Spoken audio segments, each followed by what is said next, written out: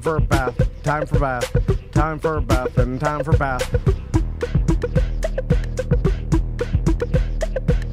Time for a bath, time for bath, time for a bath, and time for bath. I wish my refund hurry up so I can have a taxitude. Time for a bath, time for bath, time for a bath, and time for bath. I'ma be like, let me get 20 on pump 3. Time for a bath, time for bath, time for a bath, and time for bath. Matter of fact, make it 25, and yes, I would like to donate to the March of Dimes, so ring me up that Coke and candy bar 2 for $2.22 deal where $1 goes to March 2. Oh, and ring these Skittles up for my kid too. And when the cashier tells me to have a nice day, I'm gonna be like, no ma'am, you have a blessed day, sugar. Time for a bath, time for bath, time for a bath, and time for bath. Pull down my shades like Kim Kardashian, smile like Gabrielle Union. Time for a bath, time for bath, time for a bath, and time for bath. Flip my bundles like Nicki Minaj and queen out the door like Beyonce. Time for a bath, time for bath, time for a bath, and time for bath. Goofy face, goofy face, goofy face, heart, heart, heart, muscle, muscle, muscle. Time for a bath, time for bath, time for a bath, and time for bath. Sassy black girl, sassy black girl, sassy black girl, kiss, kiss, kiss. Hashtag so what, hashtag I ain't shame, hashtag my money, hashtag call me taxitude honey. Live from the Injured on the Go Just Call Mo studio. It's a blast! It's Orlando's own Tom and Dan. Hello. This is your Mediocre Time with Tom and Dan program. We hope that you will find our presentation precise, joke heavy, and just right. Thanks.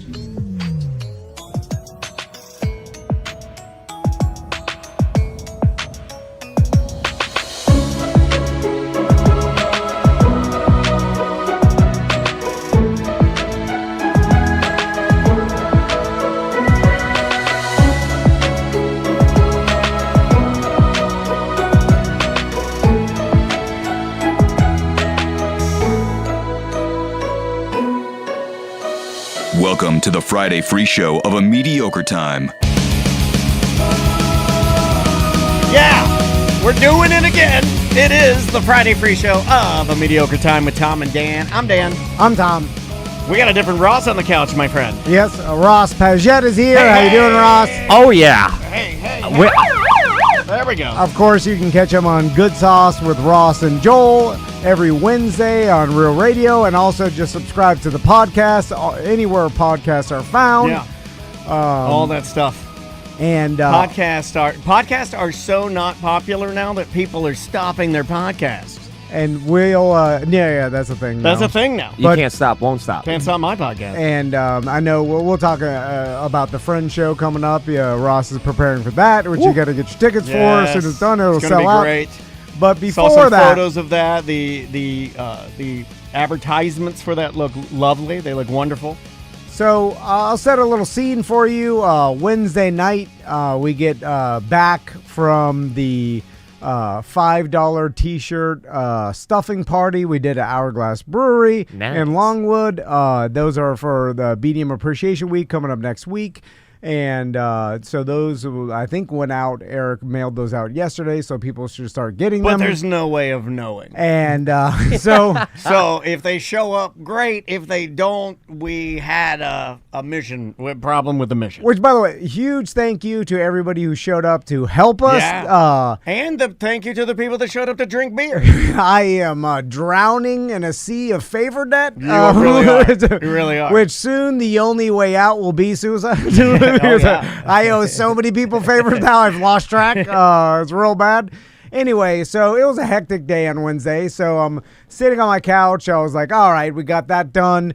Every year we do it. It's always a little bit different. You seemed a little irritated at our speed. I saw Tony Rage and I were laughing because we would we'd take a koozie and we would load it with stuff and then set them on these tables.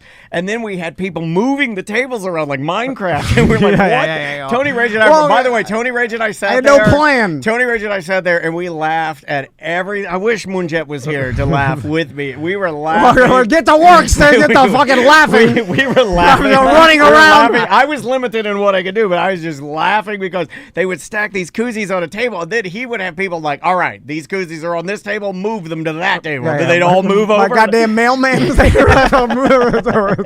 Wait, was it one of those laughs where you're like laughing because you're laughing when it gets just uncontrollably classroom laugh? I'll be honest, stressed out. The best comedy is truth comedy, right? All right, yep. And there was a time when people were walking, okay? Like people were holding like a bag, and then they would walk into the line, and it was long, and like people would go like lemmings down this line, and they would get like all this different stuff. And Tony, Rage, and I were laughing because we're like, these people are walking like the length of a football field to get this done, and we're like, why are they doing this? It's the only way. I don't know.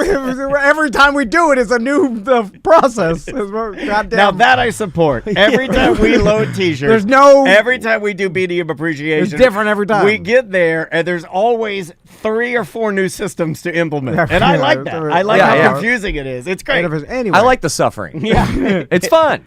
So, did it go slower than you thought? Be honest. No, I just get stressed out because people are there donating their time, and I feel like I didn't do a good enough job organizing it. It's all chaos. Anyway, I love it. Anyway, get home. I'm like, I'm glad that's our stress. End of a stress. Then I get a text, and the text is from a fellow comedian. And he's been on the show multiple times, Vince Taylor. All right. And I love Vince Taylor. Hell yeah. Old friend of mine, coworker. I work with him at Champs. Let's not go that far. He was my he usually worked in the back stockroom with me at Champs. I've known Vince Taylor for 20 years. Yeah, but we know through talking to Vince that he was bitter about your white privilege and how you were treated within the organization that is Champs. And you took advantage of said privilege. White privilege. No one there was white. I was the only white guy. Exactly, and they let you get away with murder. That's how it goes over at Champs. Anyway, so I get a text from Vince Taylor. And by the way, I'm sitting on the couch. I popped the edible. I'm like, now it's time to relax. Yeah, he's in his little booty shorts. And then I get tiny little shorts. Moose knuckle. Stage 5. And by the way, this is the worst texting. It's a good prank to pull on your friends, just texting them. But I don't think this was a prank. But easiest prank in the world, text a friend, hey, where you at? Or, hey, are you on your way? Like something to allude to that you forgot about something. It's great. I call it light the fuse. I got a text that said, where are you? And that just broke me in half. Yes, it's easy. Shatters you. Ross Great. So this is similar to that is, hey, I think I'm in the wrong place. No. So I look at it. Wait, you got that from Vince Taylor? Got that from Vince Taylor. So I look at it and I'm what like, are you guys working on? What are you guys doing? No. I have no idea. It's out of the blue. So you look at it and I'm like, at first thing I thought it was a wrong number, like he sent this to the wrong person. And then I look at it, and then you had an edible. You're in tiny shorts. Did you fire back a text like, "Hey," or misfire, my dude? I look at it, and then right. That's what I would say. But I scroll up just to see, like, maybe there's some clues into the upper part of the past text. You know what that's called? That's called I know. Dude, past text can tell you a lot. Yes, it tells you everything. You're looking at like, oh, man, go past me. Some would say, go past me. Some would say that's learn from our past. Yeah. Right? And then I scroll up and I see a prior conversation we had weeks ago where, when Vince, the last time he was on the show, I told him about our BDM appreciation event. And you invited him to that. And then I invited him, come by, because the more celebrities there, the more people come, everybody has a good time. Sure. Anyway. So you're using him. No. I'm inviting him to the party as a friend. That's the past text. I want to use you. And then I see that after we got off the show, he's like, hey, I'll come by the party. Where's it at? And then I tell him this is for BDMs only. I won't say where it is, but I did say the date, and I thought that I had put April 19th, which is the date. It's next Saturday. Yeah. And I noticed that I forgot the one, and I said April 9th, which was Wednesday. Vince Taylor's on the line. How you doing, Vince? So no, I'm still a little hot, honestly. I mean, I would be. I would be hot. I certainly wouldn't show up to the event my best buddy from Champs wanted to use me for. So yeah. So gas ain't cheap either. Yeah, I know. He owes you some money. You know how bad I felt? And I will offer up my side of the business credit card because you don't deserve that, my friend. I feel really bad. Hold on. Is this real? Is this Agreed. true? This isn't something you guys didn't do a little shimmy dog, a little champs bit? Nah, let him finish. So, Vince, describe what you pulled. Like, I imagine, because that place usually only people are there during the day. I dropped off my boat at night. No one. What? Frankly, I ain't gonna lie. Like, I went out of my way because I know, we ain't really did a lot of live together. So I was like, you know what? Let me do what I can to make it out since you so kindly invited me. So. There's some stuff going on in my family, my mom. No, come on. Quit laying it on. I'm so sorry about your mom. Yeah, I was talking to Vince about that. Is she doing all right? Is she? No, did we quit playing the radio shit? Did we reach the goal on the GoFundMe? Is what I want to know. Come on. Nah, we're not there yet because I had to take my time away from devoting it to making sure she was all right. You needed to promote. I'll go in there and slide you $500 because you do deserve it. I'm putting it on there with the business card because you don't deserve that. The worst part is that I wish this was fake, but this isn't fake, and it's so not fake, and I know it's not fake, and this is the kind of shit that Tom does all the time to our friends. No, and this is why I think we lose. Like, you treat Vince just like one of your pain pill handymen. No. He has these pain pill handymen come to his house and do everything around there. No. Now, honestly, I don't know if I can say face because the place that I went, after I left my sick, dying mother. Exactly. Yep. When I got there, I was all Tom and Dan'd up. I was all, BDM'd up. You I was real white. I got stripped up. I took a whole shower with no lotion. The manager's like, oh, shit, take this back. And literally I went and there was just me. I was like, yo, these dudes are they really ain't promotion. They ain't putting out the word or like they fans just What, don't it was care just about you standing there? It was and a just bunch me. of fat whitos? It was like three dudes that looked like they had fished that day, like on their own boats or whatever, like Popeyes, like, anchor tattoos and stuff. The fishing shirt. That kind of thing. Yeah, the fishing shirt. With the gill. You know what I'm talking about? The gill fishing shirt. So how long did you stay?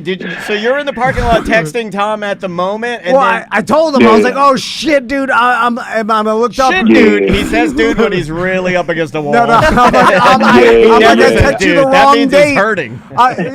Shit, dude. I did. Okay. It was so bad. Nah, man, he's sitting there trying to, I'm going to make it up to you. You got to suck his dick. You have to suck his dick. I don't know if that's possible.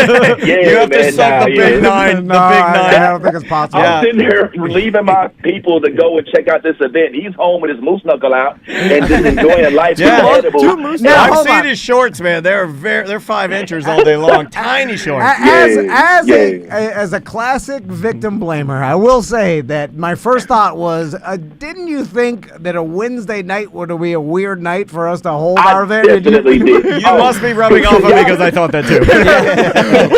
Everybody blames a victim. It's their fault. Because y'all are so normal, right? Y'all do everything by the book. Now, of course, I thought it was weird, but I was like, what am I to do to question their weird promotional tactics? This might be some Wet Willie Wednesday thing. I don't know what they got going on. You know what? He's not wrong. Write down Wet Willie Wednesday. Right. We're stealing that. You are confused. White people do weird shit. Oh, white Wet Willie. If I had to guess, if I put out a poster that just said Wet Willie Wednesday, you get the whites. They would show up. What the hell is this here Wet Willie Wednesday? White people, they come up with restaurants where like, let's throw peanuts on the floor. That's how we party. That's how we rage. That's a white thing. They're like, let's have everybody do some doo-wop on top of the fucking soda counter. Vince, Tommy, did you really react like that when I sent it to you? Was you really like, oh shit, like, or was it really like? No, I told my wife too. He'll just tell you whatever you want to hear, and he's very calm. No. I was super fucking. He was so upset he didn't tell me until a day later. Dude, he was so pissed off he just said, "Dude." I told my wife. She's like, "No, you didn't." Why? She's like, and I'm like, I was just a fucking typo. It was legitimately a typo. But Vince, everybody in his circle, everybody in his life, everybody, to use his term, in his Venn diagram, has given up. We've all given up. We don't even care anymore. He does these things, and it's like Kanye. It's like Kanye wearing a KKK. I've seen it. I've seen it. You're gonna have to do better than that, Kanye. I've seen it. Oh, I sexually abuse all my. Okay, I've seen that. Oh, she's naked. I've seen it. Here's her titties. Here's her vagina. I've seen it. I feel like Tom has worked himself into a verb. Like, I think I've been Tommied. You've been Tommied? Like, I think that's what happened. Like, this is a whole thing if this has been going on. So let's keep this a verb whenever he does this, and let's keep a list. You know what it is? And let's bring it back up. You know what it is? It's because he only cares about himself. That's a lie. That is clearly evident, bro. All I have to do is say that. I don't even need to believe it. I don't even need to believe that. I just put it out there. All I care about is too. Huh? Let me make a real quick statement. When this did happen, and I was just getting about the mom thing, so she didn't have all the time. But he did actually offer to pay me to give me gas money to reimburse me. Take the money. And at first I was like, nah, man, you ain't gotta. You know what I'm saying? But I would like to retract that statement. Yeah, take the money because it was an empty offer. And I also want to. I thought I was going to take it as an insult. I'll tell you, but I did drive an 18-wheeler over there. You know what I'm saying? And it was, it's not necessarily cheap, and it was definitely not unleaded. So it might be a little bit more than I'm requesting in that Cash App, but $sign Benny St. Louis, and I'll expect that $500 by this afternoon. Well, I drove to Miami. It was like $38, I guess, one way. Just give him $100 for his time. $100? That's a drive to Jacksonville. It's worth $100. You embarrassed him. You showed up. Everybody looked at him. I can't never go back to that place. You made our only black friend wear white-ass Tom and Dan gear to a white pool party. That's what you did. I put on lotion and took a shower, shaved, and I brushed my teeth. Went all the way out there, man, and there was nobody there but a couple of fishermen and some crackheads in the parking lot. Don't talk about it. It was a little shady. Vince, don't talk about the crackheads. I'm just playing. Don't talk about the crackheads. Well, there was crackheads. They definitely were crackheads. Yeah, I know they were crackheads. But they're also wearing fishing shirts. Why do you think the venue has barbed wire around it? It's to keep the crackheads out. It's meth and Guy Harvey. I had never had to sneak through a fence to get to a Tom and Dan event. But it's not the venue's fault. It's just, it's like you build a mansion in bear land and you get some bears in your property. I understand what you're saying. They pat me down and asked me if I had drugs on me. I said no. They said, well, come back when you do. I thought it was I was like, all right, I don't know if what kind of establishment this is, but I'll be right back. The New Blurred Order podcast.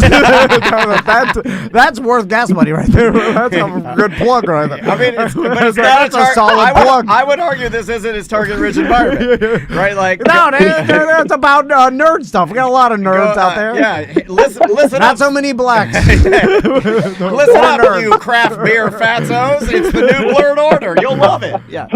Well, again, Vince, I apologize again. I really felt bad.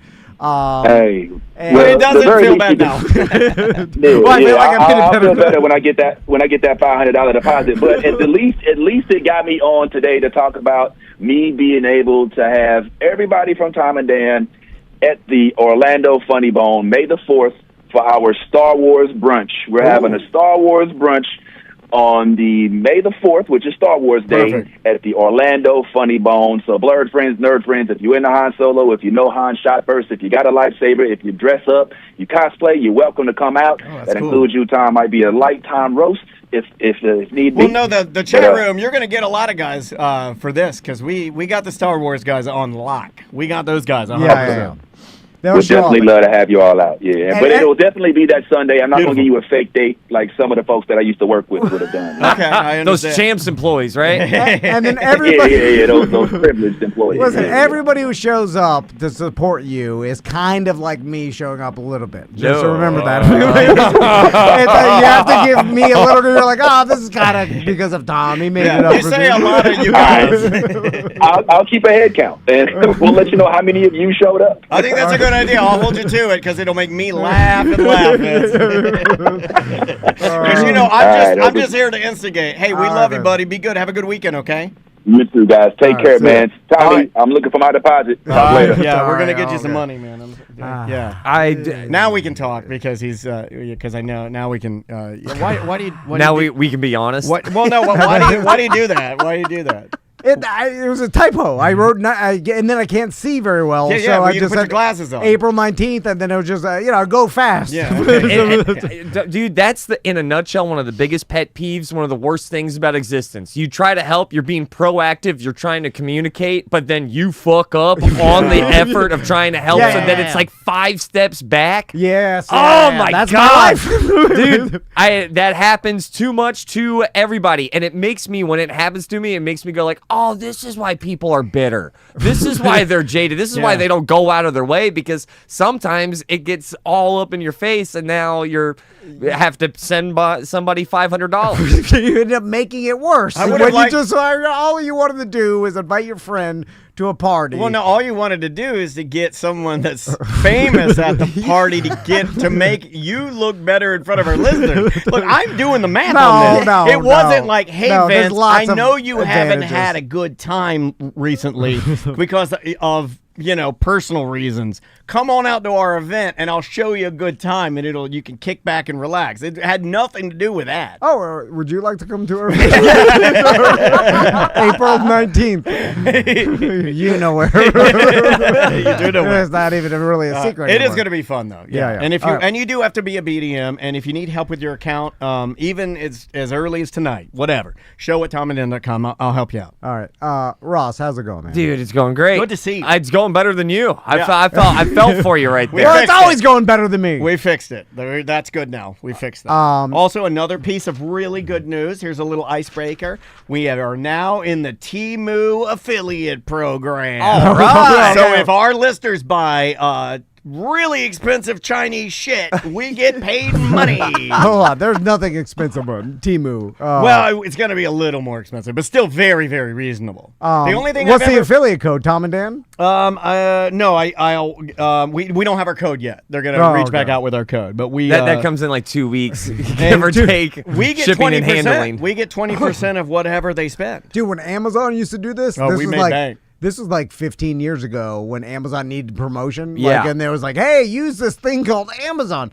And they did an affiliate program, and there was a time where we were making like $1,100 a month off of fucking people buying shit on Amazon. It didn't cost them $1. Like there It was, was the same price. It was just we got credit for you using our affiliate because we're like telling you about Amazon. Yeah. and there was some dude that would buy, like he had to buy a shit ton of stuff through Amazon for his work. It was computer through his equipment. company, and so he's like, I'll just go through you. And this guy, one listener, made us thousands and thousands of dollars, and he bought like $18,000 worth of like PCs that he needed for like a data server. Or And then something. you just saw an opportunity. and then we got like That opportunity. $3,000 of that. I thanked him. Have you checked up on that guy? No, we don't care about it. Maybe he's in debt. He's homeless now. Much like Vince Taylor, we just care about his fame and money. That's No, cool. he's hearing this now, and he's like, "Oh, thank you." It's cool. You make 2 G's. Why is he Asian? Crush Like, him. oh, thank you, Don. Why'd you do that? You're not allowed to do that. You know you're not allowed to do that. It was the Temu thing. Subconsciously, I I planted think racism in his brain. I'm right there with you. Yeah, he heard that. He's like, oh, thank you, Don. I will say everything on Temu is garbage. Sorry. I've only used it one time, and it ties in. I used it for our last luau, the BDM appreciation party, and I bought a bunch of the light up lays. Oh, those weren't that bad. They were not bad. So I can't say from my own personal experience of I think it's Temu actually. I think what I got was reasonable, and it worked really good. The only problem that I have with it, I don't like the packages. They're always in a bag. You never get anything in a box. They No don't- box, They all don't bag. do box. They're all bag, and then they're also. It's kind of like me. I'm all bag, no penis. But it's the other thing is like I don't like Heavy foundation. It takes too long. Like it takes- took a legitimate 6 weeks to get those things. If I hadn't ordered them earlier, they would have never made it. Here, they're coming by sea or Yeah, something. they're coming. No, but like by they're coming by Taipei. They're coming like a Taipan, like a tuk-tuk. like an old wooden opium ship. Like it takes forever. I ordered a pair of gardening shears There's one time drums. because they were like $5 or whatever. Like gardening shears are expensive as shit. are. They're like $20 at Home Depot, but they were 40% tinier Yeah, normal. so many jokes, but There I'm he not going goes. to do it. There he goes. They were like dolls gardening shears. Give me those. I got a lot of dolls. And I was like, this is weird. But that's it. Anyway, so I've never bought anything off of Temu, but now I kind of want to feel the rush. Okay, let me ask you a question because I had a record. I was no Temu and no Uber Eats. Have you Uber Eats? I have not Uber ate in quite some time. Yeah, I've never Uber eaten. And I'm extremely proud of that because my surgeon, he's like, oh yeah, every meal is not Uber Eats. Oh, everybody I know is Uber Eats. I've never once Uber Eats. it's bizarre. Not even one time. It's so you've never had the weird social interaction of a person who does not know you walking up to your house and it's this. They drop it off. It's very drug-esque. No. I have bought drugs and Uber 8, and it's the same vibe. They show up. They don't want eye contact. It's like a quick little. It almost feels like the high five, like the cash is in the handshake. Every Uber. I don't like experience. it. You know what I like? I'm a traditionalist. I like a pizzeria. They're not affiliated, but I like a pizzeria like a Tomasino's where the driver pulls up. And their logo is a fedora, and he's got on a fedora, and I know it's him. Dude. I like him to walk up, and I'm like, I look at the fedora, I look at the pizza, I'm like, I know where that guy's from. Pizza restaurant with a fedora Badass. theme? Shit, It's slaps badass. right there. That goes hard. Someone cares. For a while, I believe Tomasino's made them wear a fedora and a clip-on bow tie, and that was fucking awesome, dude. I would order there just because there's something cool about that. There's a bow tie incident. All of the people inside, the workers, except for the grumpy guy making your pizza, he was really good. He had a ponytail. He wouldn't wear it, but every worker there had a fedora on. I loved it. I like it when they deliver my food in front of, like, I got a wrought iron door. I got two front doors. He lives in a bad neighborhood.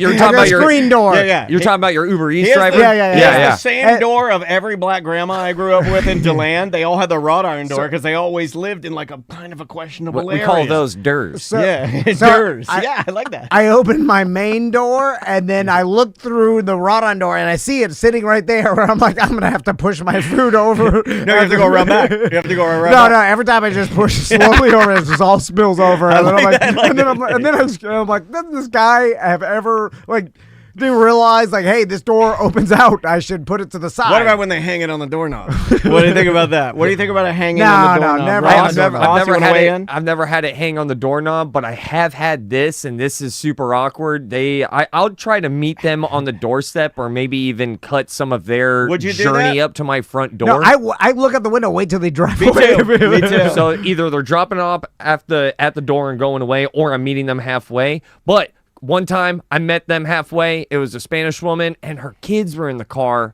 and it just made me like, oh. Oh, yeah. I don't know why, but it made me go like, do they want some? Put a blanket over your kid. Yeah. Like, I don't need. That's how they used to get Elvis out of venues where there weren't a lot of people cheering for him. They'd put a blanket over him and pretend like people were cheering at the end. But it was just such a weird moment seeing a child all of a sudden. I ordered a quesadilla, and now there's an 8-year-old in my driveway. Yeah, and it makes you feel guilty about the small tip you left. Yeah. You boost it later. Put a boost on it. One of the big reasons why, though, about the Uber Eats thing is that, you've got to, I am a big believer, you got to tip those Uber Eats drivers, pretty hard. But that's also what made me kind of stop going to Uber Eats. Is if I'm not willing to tip, I'm going to go drive. A $5 tip is good, right? For all universal, no matter the amount. A $5. That's a $5 standard. I absolutely love the fact that a new man comes in. You're the new man. A new man comes in here, and I can see in his eyes, he thinks you're a cheap bastard. Look at his facial expression. I'm going to put him on the big camera. You just said $5 universal. You're going to make some people squirm when they hear that. Yeah. $5 universal, that's wild. This guy still Well, it's the thinks same $1 you can buy moon pies and penny whistles with it. This guy. Well, I'm just saying, does it matter what's in the bag, whether it's filet mignon or goddamn? This guy, the market, he's doing a whole pump and dump. This guy right This here. old saltwater taffy Tom, man. But the amount of work is the same. You grab So the what bag. would you tip? It depends on what I'm ordering. You do a percentage? Oh, 100%. I always do a percentage too. It's a percentage thing. Hold on. You're making a lot of enemies today. What rule? Where did you hear this $5 universal He made it rule? up. There's no. He doesn't. Listen, first of all, done that. can I correct standard. you? I don't mean to scream, but you're saying, where did you hear? He doesn't listen. So that's not a thing. He don't listen. That's a He good doesn't have to standard. listen. No, some people don't even do that. Now that's a generous $5 universal. You're giving yourself rule. a compliment. Some people don't even do that. They do $2 or He some said shit. $5. Who did that? That's a great person. But I'm saying they're picking up what it shouldn't matter what the expense of the contents in the bag. It's always been based on percentage. That's how I always learned to tip. Yeah, but no, it's for a restaurant. You get your food from a restaurant. It's not. He's not delivering it from his house. Yeah, but the tip, if he was, I'd probably maybe give him more. Yeah, but if he picks it up from a steakhouse or he picks it up from McDonald's, it's the same work. No, I'm not going to argue that. I'm not going to say that what the system is in place right now doesn't have a couple of holes in its flawed system. that's You good. pick up the bag, you deliver the bag. It's a universal So you're like tip. blanket. If it's a big bag, if it's a small bag, it's $5. Well, if it's 10 bags, maybe you up the tip. But if it's a bag, it shouldn't matter if it's in the contents. But you don't know how many bags. There's a flaw in this. Yeah, in okay, this. there now. You don't know how many bags because the way that they package it, they don't say 6 bags in the thing. So you're gonna tip $5. This guy comes up with 10 bags, and you're gonna go, sorry, didn't know about the bags. That's never flawed 10 system. bags for me and my family. It's always 1 or 2 You're bags. having the tip get determined whether or not the Mexican restaurant puts beans and rice in the same thing with the quesadilla or 2 separate containers. This guy. Boom. That- we got that's- a food scientist that's on the the show ground today. you're standing wow, I'll on. shake my cane at That's that. your ground. I'm That's shaking my No, cane. hold That's on. your side, Mr. Universal $5. As long as it's not multiple trips from the car. If it's 1 trip, even if it's 4 bags, same thing. Well, wait a minute. What if he's doing the thing that I do with my wife where I'm challenge me, put them all on me, and then I Yeah, what is Do you it? ever do the challenge them me? all on You don't me. do the challenge me? I've done it, but I just grabbed them. I've never looked at my wife and went, give me more. There was a character in That's awesome. He-Man. There was a character in He-Man that I have the body style of. I forget the guy, but he was the guy that you could push his head down and then he would launch and wreck walls. Okay, so He was a short Weidman. Okay, a little. He was in He-Man. He was roll a plug. Do you remember that character? You were a He-Man boy. The chat room will look it up, but he's a little man, and you'd push him down, and he'd get smaller. All I and he remember was is wide as hell. Skeletor. I forget his name. Anyway, I do that all the time. We get home from Publix, and I'll say, put them all on me, challenge me. And I hold my arms out like a tree, and then the girls hang all, like it'd be 20 bags. And then I walk like the juggernaut, like, like even if I can't do it, I go walk all the way up the stairs, and it's one little challenge. I really loved one part of that, which is you threw in the 20 bags. There's still that sense of pride. There is a pride that I think it's just born with all men where it's like, I can carry bags. Yeah, There's I this, like carrying bags. There's like this prime, it makes me go back to a caveman and like, I could do it. Yeah, it's like a donkey. The work donkey. Can I pivot to something that's bothering me that has to do with carrying bags? Yeah. We got an email from a listener, and it says, checking out at IKEA in the self-checkout line with 59 items was hard enough when there is not a conveyor belt to put your stuff on. After checking out, the screen told me I need an employee to find 11 items and rescan them. Everything was stacked in one basket, so it took her a few minutes. After she did that, the screen told her that she needed to rescan all items that would emotionally versus non-emotional. What would you do if you were emotional versus non-emotional at that point? If I wasn't with my family, I would have walked out and told them that there was an issue checking out and I would come back another day. It turned out the reason why is because we bought bins and didn't know that the lids were a separate purchase. Well, Notice that the employee was scanning all of the lids. However, she did not rescan the stuffed animal my son was holding, and the price in the end was within pennies of each other. I would say, and I wrote back to him, I'd say, you have no business using, in the first line, 59 items in the self-checkout. You're a horrible person. And I like this emailer. This guy, I'm going to give this guy, I'm going to give him my Blackstone grill. But this guy you're a monster. 59 items in self-checkout? That's for one guy going there to get some light bulbs and a lamp for his wife. It's not for you. Those are quick scans. 59 on a Yeah, set. you have no business. You were wrong, and you should have known you were wrong. Your email is nulled. I don't even care about your question because you have 59 items in self checkout. Every once in a while, I will see a person at Publix They always with do a it. full cart. It's old ladies. Self checkout. It's old ladies, I'm and like, not really old ladies. 60s old ladies. Yeah. like It in their is- 60s. I'm like, it is weird that you have decided to do self checkout with a full cart which the self-checkout Now, universally is for smaller, My wife worked at IKEA and was a high-level manager. 10, She's 15 items. pissing on my cornflakes. She says IKEA is mostly self-checkout now. There are only 2 non-self-checkout. Well, I would say still, with 59 items, you got to go to one of the ladies. You got to find one. Yeah, you got to find one. And then if that's the case, if they go all non-checkout, or no people, I'm not going anymore. There'll always be one. I'm willing to give up stuff because I don't want to do it. I'm okay with it. Yeah, Uber Eats. Yeah. I avoid self-checkout. Why? I like humans. Humans are my jam.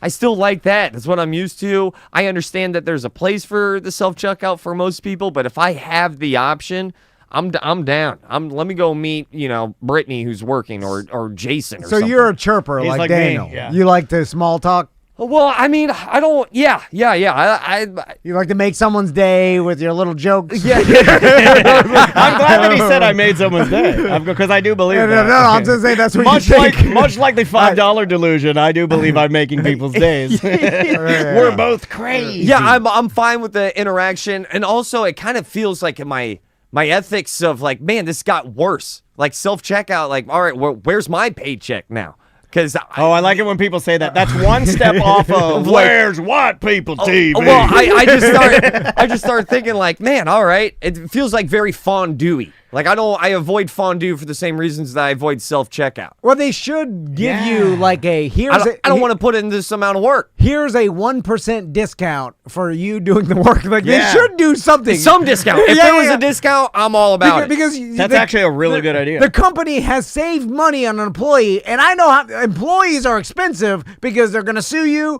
That you have to pay fucking unemployment. There's tons of. They're gonna cause problems. Yeah. One of them's gonna poop on your bathroom floor and smear it on the walls because he has mental illness. Right? There's a lot of mental illness. There's a lot of things. I'm helping Publix. I'm not even joking with that one. That happens at every place my wife has worked. One employee has shit on the floor and rubbed it on the wall. Yeah, they're gonna call in sick 85 times because of COVID. You know what I'm saying? Like they're horrible. And so I'm saving Publix and employees. God, you really pissed some people off with that fondue comment. Holy smokes! Wow, this guy coming with the hot takes. I'm also pretty much anti-fondue. Come at me. I'm with you on that one. Yeah, I just like I'm not good at cooking. That's why I went out to the restaurant. Yeah. I understand this is arts and crafts and fun, but like I got entertained by the cheese dip about twice, and I was like, all right, cool. Now, when does where's the cheese dipper come out? Where's the guy who dips it's me, okay. And then it's 4 hours long. You smell like oil. Woo, don't get me started. Fact. I do not like the smell. Like you come out there smelling like a Waffle House. Here's a fun fact. When Tom goes to fondue, tips himself $5. A lot of people don't know that. It's the standard. And then he's like, before he walks in, he's like, oh, this is fondue. I'm cooking $5. He tips himself $5 and then gets mad over the tip. Well, hold on. Like if you order from Cress, why would you?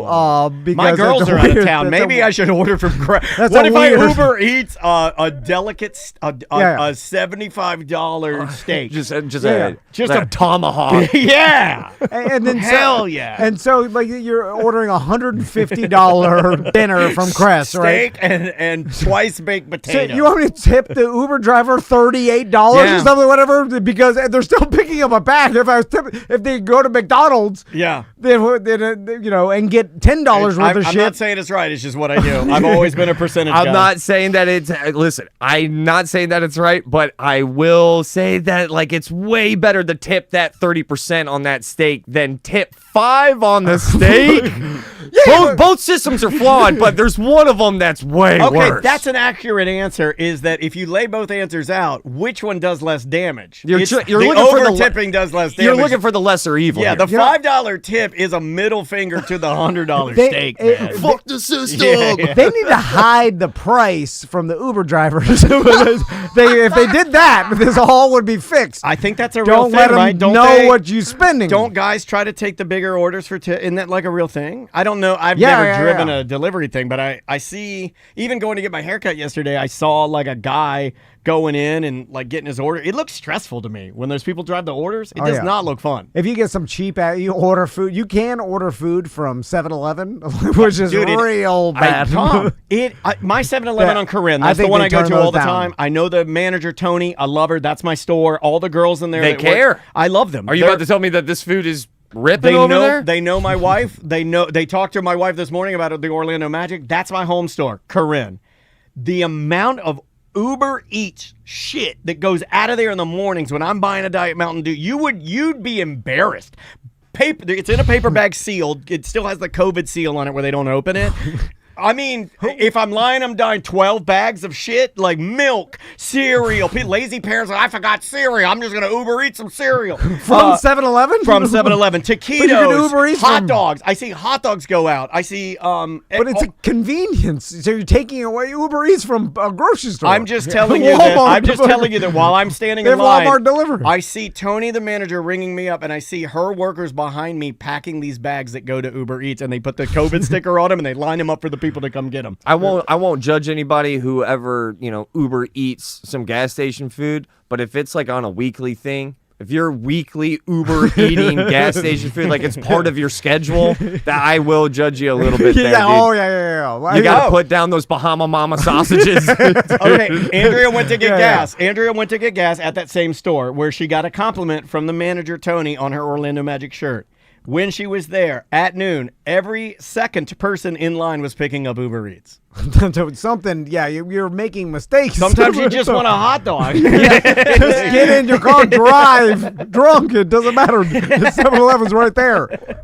How far is anybody from a 7-Eleven? I want to know what they're getting. What do you get, like 5 taquitos and a Diet Mountain Dew? What do you get? But it's so much more. Like, you know what I'm saying? So are you rich or are you poor? I'm a fan of those taquitos, man. I wish I wasn't. I do like them. I like them a lot. I like treating them like a cigar, and then I smoke them, but then I'm just taking a bite. I made a problem. I made a big problem. I gave one to my athlete daughter. I gave her a taquito a couple of weekends ago. And what do you think? Do you think she liked him or hated him? Oh, she loved it. She loved it. She was born in Florida, right? Yeah. She's a Floridian. She was like, she was like, I can get these whenever I want because she loves tacos. I was like, yeah, you totally can. She's like, this is fantastic. 7-Eleven taquitos. That's our wand here in Central Florida, dude. That's what we do over at Hogwarts, dude. Obicioso!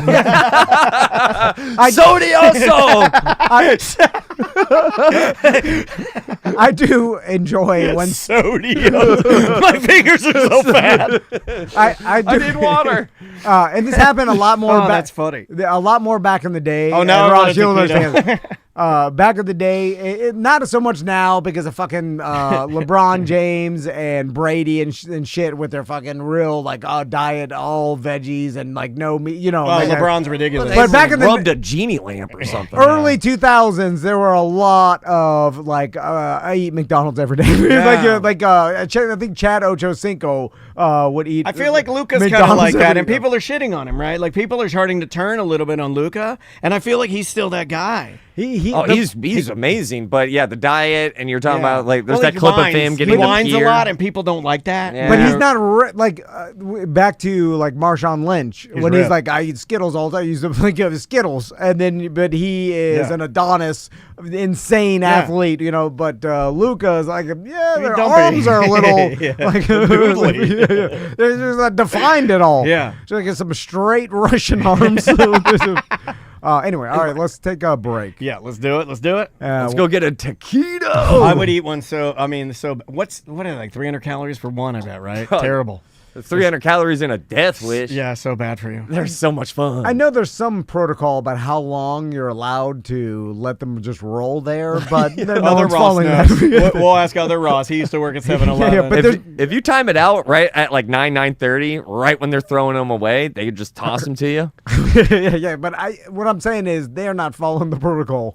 90% of the time. Mine does. I see, but you know what? I'm going to tell you something that's also embarrassing. and we can leave with this. They sell them so fast that they're not going in the trash. Yeah. You right. think that they're being wasted. They're not. The little guy in front of me that's the construction worker that I see, and we know each other. I don't think he speaks English. He'll get 5 of them. And they can't put them on there fast enough, man. Yeah, and that's not lunch. That's breakfast, lunch, and dinner. It really is. That's 1 in the morning, 2 for lunch, 2 at night.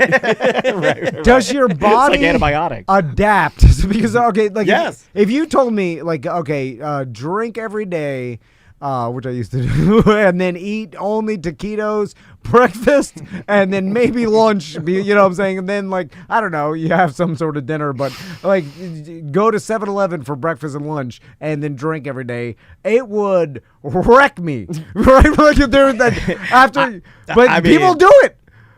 And are fine with it. Not only do people do it, a lot of people do it. Yeah. And Like some a people are lot. good at it. Okay, for both of you, because I know my wife looked up 2 taquitos and a Baby Bell cheese from 7-Eleven. You just ordered lunch. You're a construction worker. Or no, you're a lazy pothead, and you wanted 2 taquitos and a Baby Bell cheese. It's this big. Well. And you ordered it from 7-Eleven, and they're going to bring it to you. Uber Eats. What do you spend for that? Without tip. Okay, What do you spend? well, you pay the upcharge that Uber Eats charges you. This guy's getting hungry. You hear that? It's taquito talking right there, All this dude. taquito talk. Fun God Tom damn. came out. Fun Tom is inside of Skinny Tom, and he's fighting his way back out. He heard Purposely- taquito. He's like, "Let me out!" been here at me. Taquito me. I swallowed them back.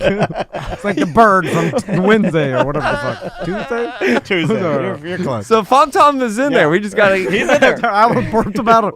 Gotta get those treadmill gas station So foods what do you in think? 2 taquitos and a cheese. And a piece of cheese. I'm going $12. I'm going $18. Without tip, it's $13.23. Okay. $13.23. That's one of those questions that you don't want to get that right. So for you, it's $18.23, and for you, it's wow. For you, it's like I don't know. What do you? Well, but now No, yours the is less. percentage Yeah. is less. Yours is less. Yeah. Which Yep. is even more of a So crime. yours is $1.23. So it's like $3, $4. Yeah, so I'm if you tipping did- $3-4. Oh, okay, In so- that sense, I got you. Yeah, because now I didn't see this coming. Yeah, I didn't. because they're going to be like, it's the same work I just picked up back from Chris and now from 7-Eleven, and I'm fucked. Anyway,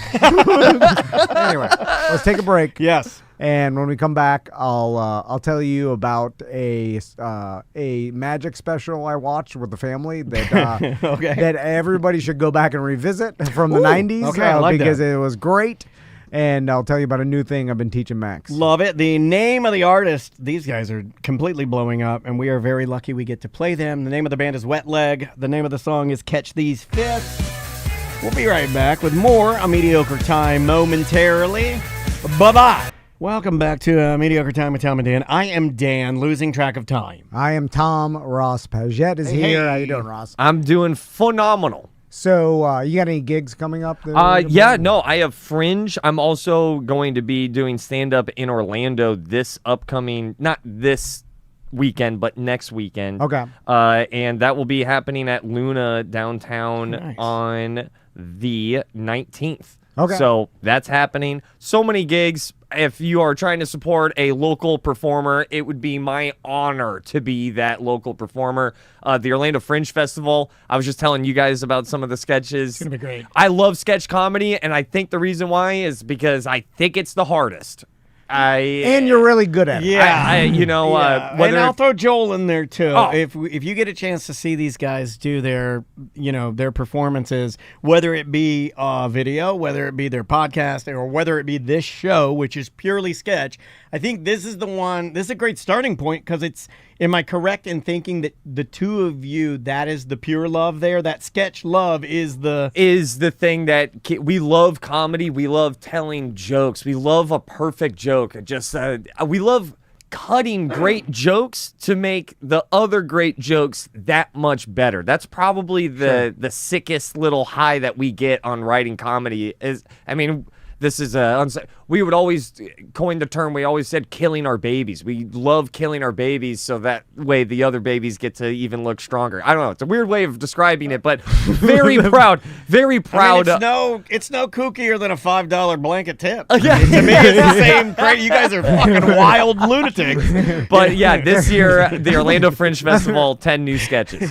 You're calling it like, I love going to Pedophile Island. No, that's what I call. That's just what we call it. That's what I call killing it on stage. Yeah. You're like, why would you do it? Yeah. Why'd you call it man, I was really sucking a baby's dick out there. What? that? Why would you say that? Sucking the baby's dick when Like, you're killing it on stage. With sketch comedy, I just think out of all forms of entertainment, when it rains, it pours, man. If it's good, it is so fun to be in a room with great sketch comedy, and that's what we're bringing back. Last year we won awards. Yeah. This year we learned a lot from last year. I think these 10 more sketches, even better than last. Do you step out before the return of 10 more sketches? Or is it 10 more sketches? Yeah. The name of the show is 10 more sketches. So 10 more sketches, and then you have to step out and before it starts and set your award on the front and corner of the stage, right? You set your awards out there to let people know. We just let them know, like, hey, that's us. Yeah, this is us. We did that. Award winning. Yeah, it's like wearing your Super Bowl rings to any sort of awards dinner. I do you like go that. to. I like it. Jerry Rice does that a lot. Jerry Rice is addicted to doing that. It just got I like that, and he's mean. Like I forget, he was somewhere. It's like Jerry, we know Jerry. No, he was somewhere. We all know. You don't have to wear them. Jerry Rice was somewhere last season, and then they started like. It was San Francisco versus somebody, and San Fran won, and then the fans were like booing him, and he had all of his rings on, and he held them all up. I would do it. And then he does double bird middle fingers to the fans, and I'm like, whoa, Jerry Rice. I probably wouldn't have done that, but I would flex on my Super Bowl rings. Me too. So, Ross, I'm constantly looking for ways to bond with my sons and become, like teach them things and for them to look at me like cool, you know, like you're God. Yeah. Like I know, like, oh, my dad taught me this or whatever. It rarely happens, but you know the relationship that in the video game God of War. That God of War has with his covered in ash from his child. He wants his sibling or his kids rather to look at him as like he is Kratos. Is a Kratos, literally a killing machine and the savior of the world. Right, you got to take a life in front of your kid. So Max recently got into Magic card tricks, right? And that could go either way. When you get into Magic, you could go nerd. This happened he got really into it. We went camping down in Deerfield Beach, and all our friends met an old man in a cabin. The magic old man. He was a shaman. He had pelts around his neck and teeth. He met a man called the Amazing Blackstone. He had the ace of spades in his front pocket, deep down in there. What'd you dig for it, boy?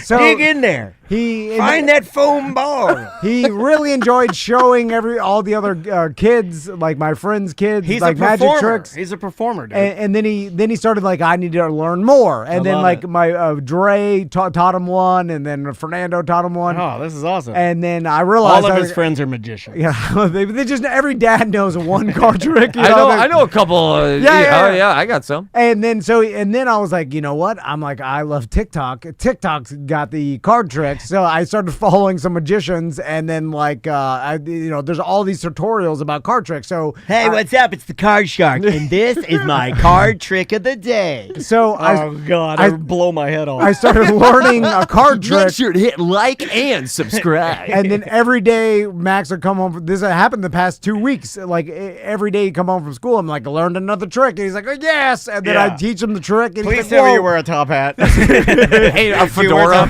It's a fedora from the pizza restaurant. Top hat, Tommy. And the pizza fedora. I'll buy you one. So I'm learning these card tricks, teaching them the card tricks, and then that progressed into. You got good at this? Well, I actually know a decent amount of card tricks now. But I do love a good card trick. And you know what I like? I like the ones that are idiot proof because it's just math. Yeah. There's a lot of those where it's all math. You gotta count. Yeah. Well, no, it's just most of them are all just like math. You put the cards in order, so if you shuffle it 7 times, the card on the top is a king. Yeah. I love that. There's lots of It's like, those. I love those because that to me, there's something calming to me because it means science is real and math is real. Maybe that's crazy, but it also it calms my anxiety knowing that that's a finite, execution. Yeah, it's not bullshit. Yes. It's just math. Yeah, it does it takes the wonder all away, kills all the fun out of it. Yeah, Because it does. I'll get into that later. Yeah. But This is painfully cute. so This is so adorable. This is also very Norman Rockwell because the little magic kit that kids buy, putting on the performance. we bought 'em that. This is very Americana. It feels very Americana. About to say that, yeah. So then that led into my buddy Fernando told me about David Blaine's, like he's got this Nat Geo thing where he it's on Disney Plus where he travels around the world and it's more David Blaine does magic for savages. it's more of like him is showing what people can do that seems like magic but is real life biology, like some monk that can regulate his body temperature and This freezing cold. podcaster in Baldwin Park has a 1-inch penis.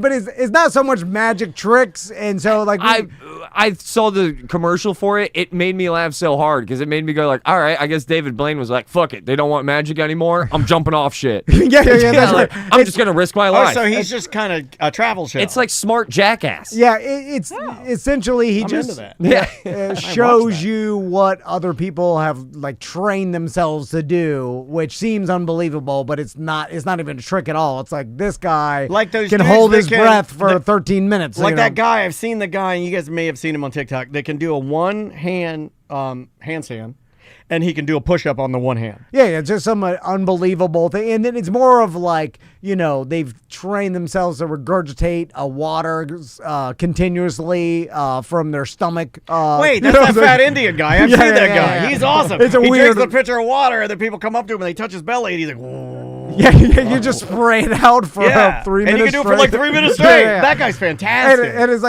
it's not even really tricks anyway. So we were like, the kids were disinterested in it, and then we're like, what? And then I saw things you may also like. The David, this is a gym, and I encourage everybody to go back and watch it. The 1997 David Blaine Street Magic Special.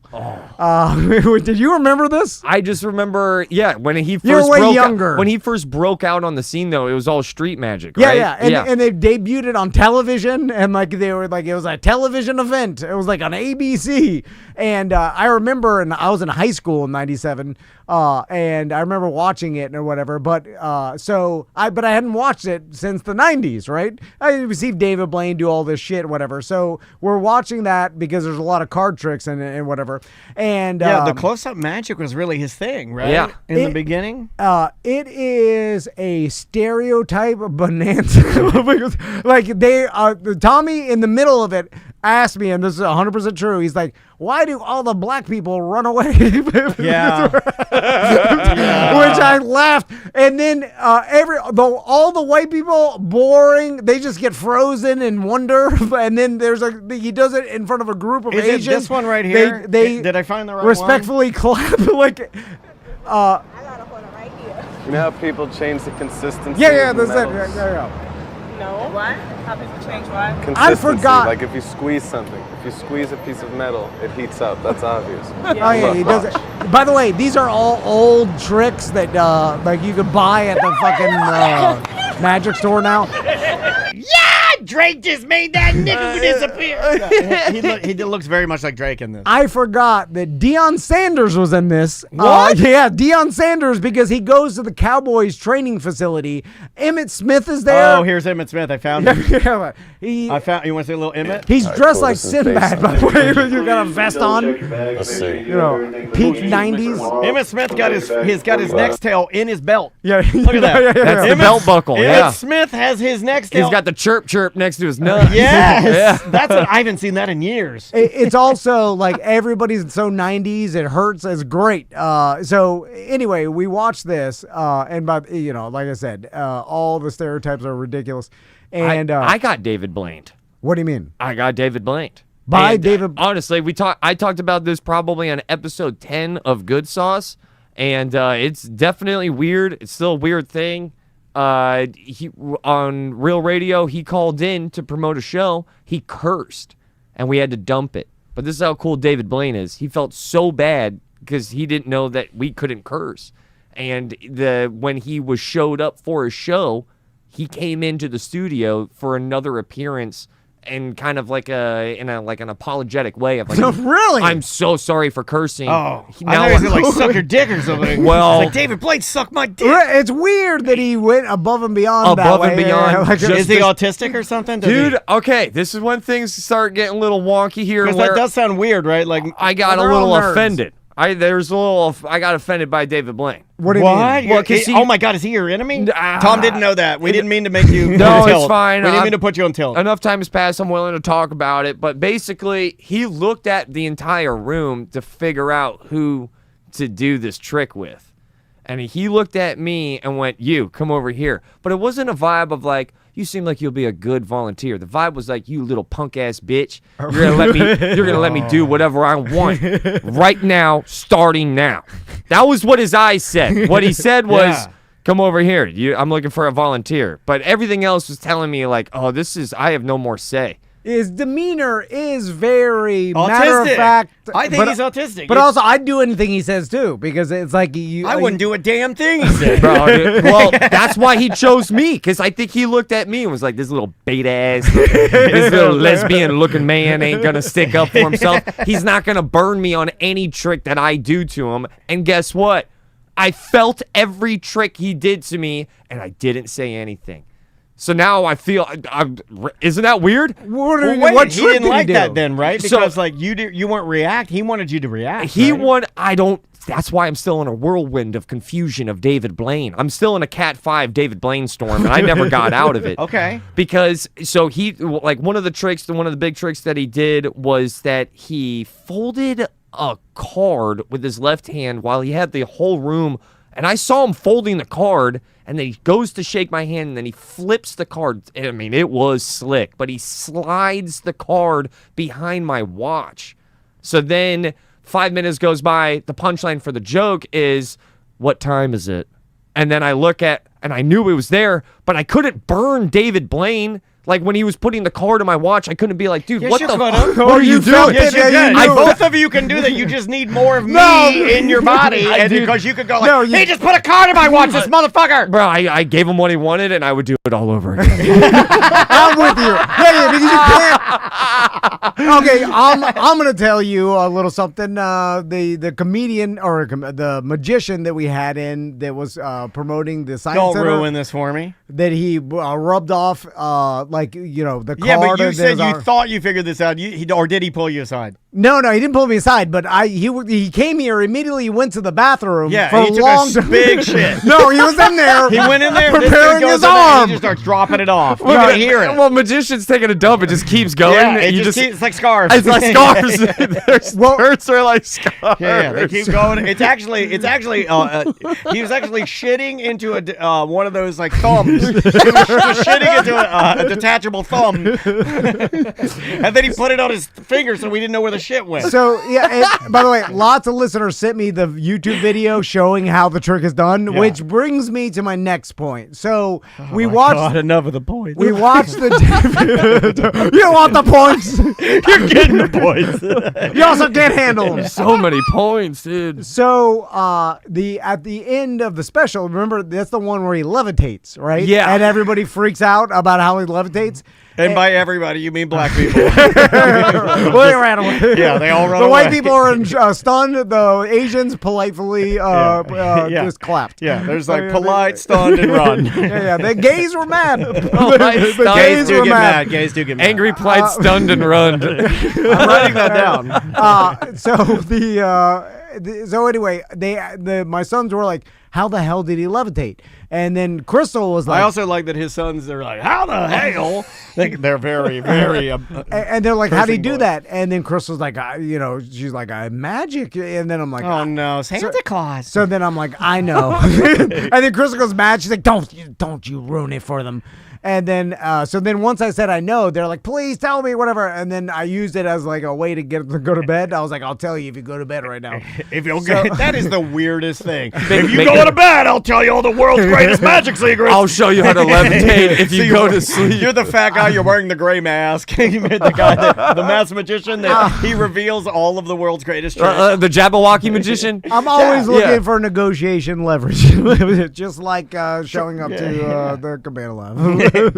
Anyway, so I'm like, I'll tell you if you go to bed. So they run to bed, and then I don't really know, but I know the internet knows because the internet knows everything. And the internet. So I looked, how does David Blaine do it? And then there's someone gives me a quick tutorial about, like, there's tons of YouTube videos explaining every trick. Got you it. know what I'm saying? And Which then, is a bummer. And then okay, so Tom it and is. I, we were talking about this. So I remember watching this in the 90s and then having no way to ever know how he did anything. It was out of your hands. It was no recourse. You just had to believe.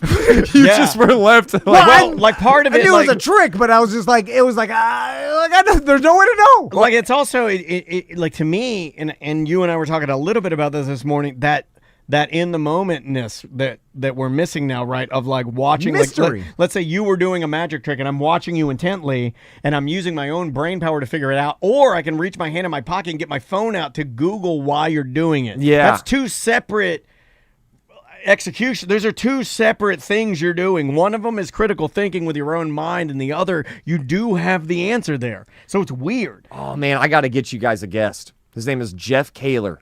Have you not? Is he a magician? He is a local magician. I love magicians. Dude, but We love magic. We're a magic show. This guy's different because, to my knowledge, and I don't want to blow up his spot, but his business model is basically invent 4 or 5 magic tricks a year, sell them for 6 figures to the big dogs, Jesus. rinse and repeat.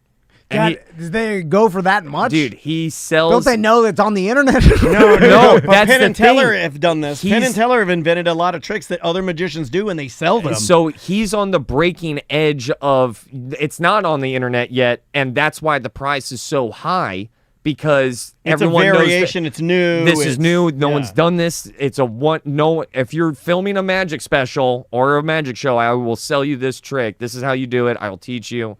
And the secret isn't out yet, which is one of the coolest business models. Yeah, I make magic. That's pretty dope. But here's the thing that gets me is once he puts it, once the trick can be seen by the internet, there are the hive intelligence of the world figure it out. And then at least it's all theory because the magicians never say like this is how it's done. And usually there's a couple ways to do it, or there's an out, or there's like but the hive intelligence of the world does. I mean, at least give you an explanation that makes sense. Like I haven't seen a magic trick that no one even has an idea about how it's done. But I think like having the way he does it and then inventing and executing or building is different. Yeah. You know what I mean? Like you and I may be able to look at like the magician that was in here. We might be able to come up with an idea of how he did, and we both do have an idea of how he did that trick. But I would say executing it is a different That's animal. the art of it all, and of course, and this guy's doing both. Yeah, You're talking about tricks that I don't. I think I know all the tricks. There's that whole Penn and Teller show where it's fool us trick. Yeah. Dude, the amount of times I just get ripped on my couch and just be like, dude, this Asian guy's killing it.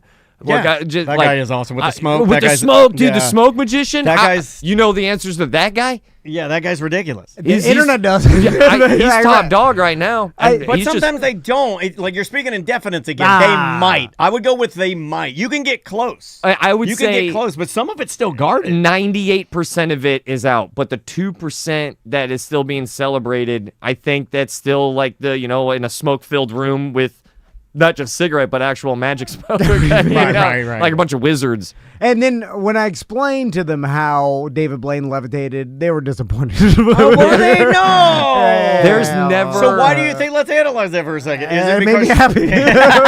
I have a hate love with magic and magicians. I think Tom does too. Yeah. I have a hate love with it because like I love being entertained and I loved feeling, like wow, there's still a little bit of magic left in the world. Like how did you do that? It's a very fun feeling. But then I hate it because then you might find out the answer and you're like, dude, I'm fucking dumb.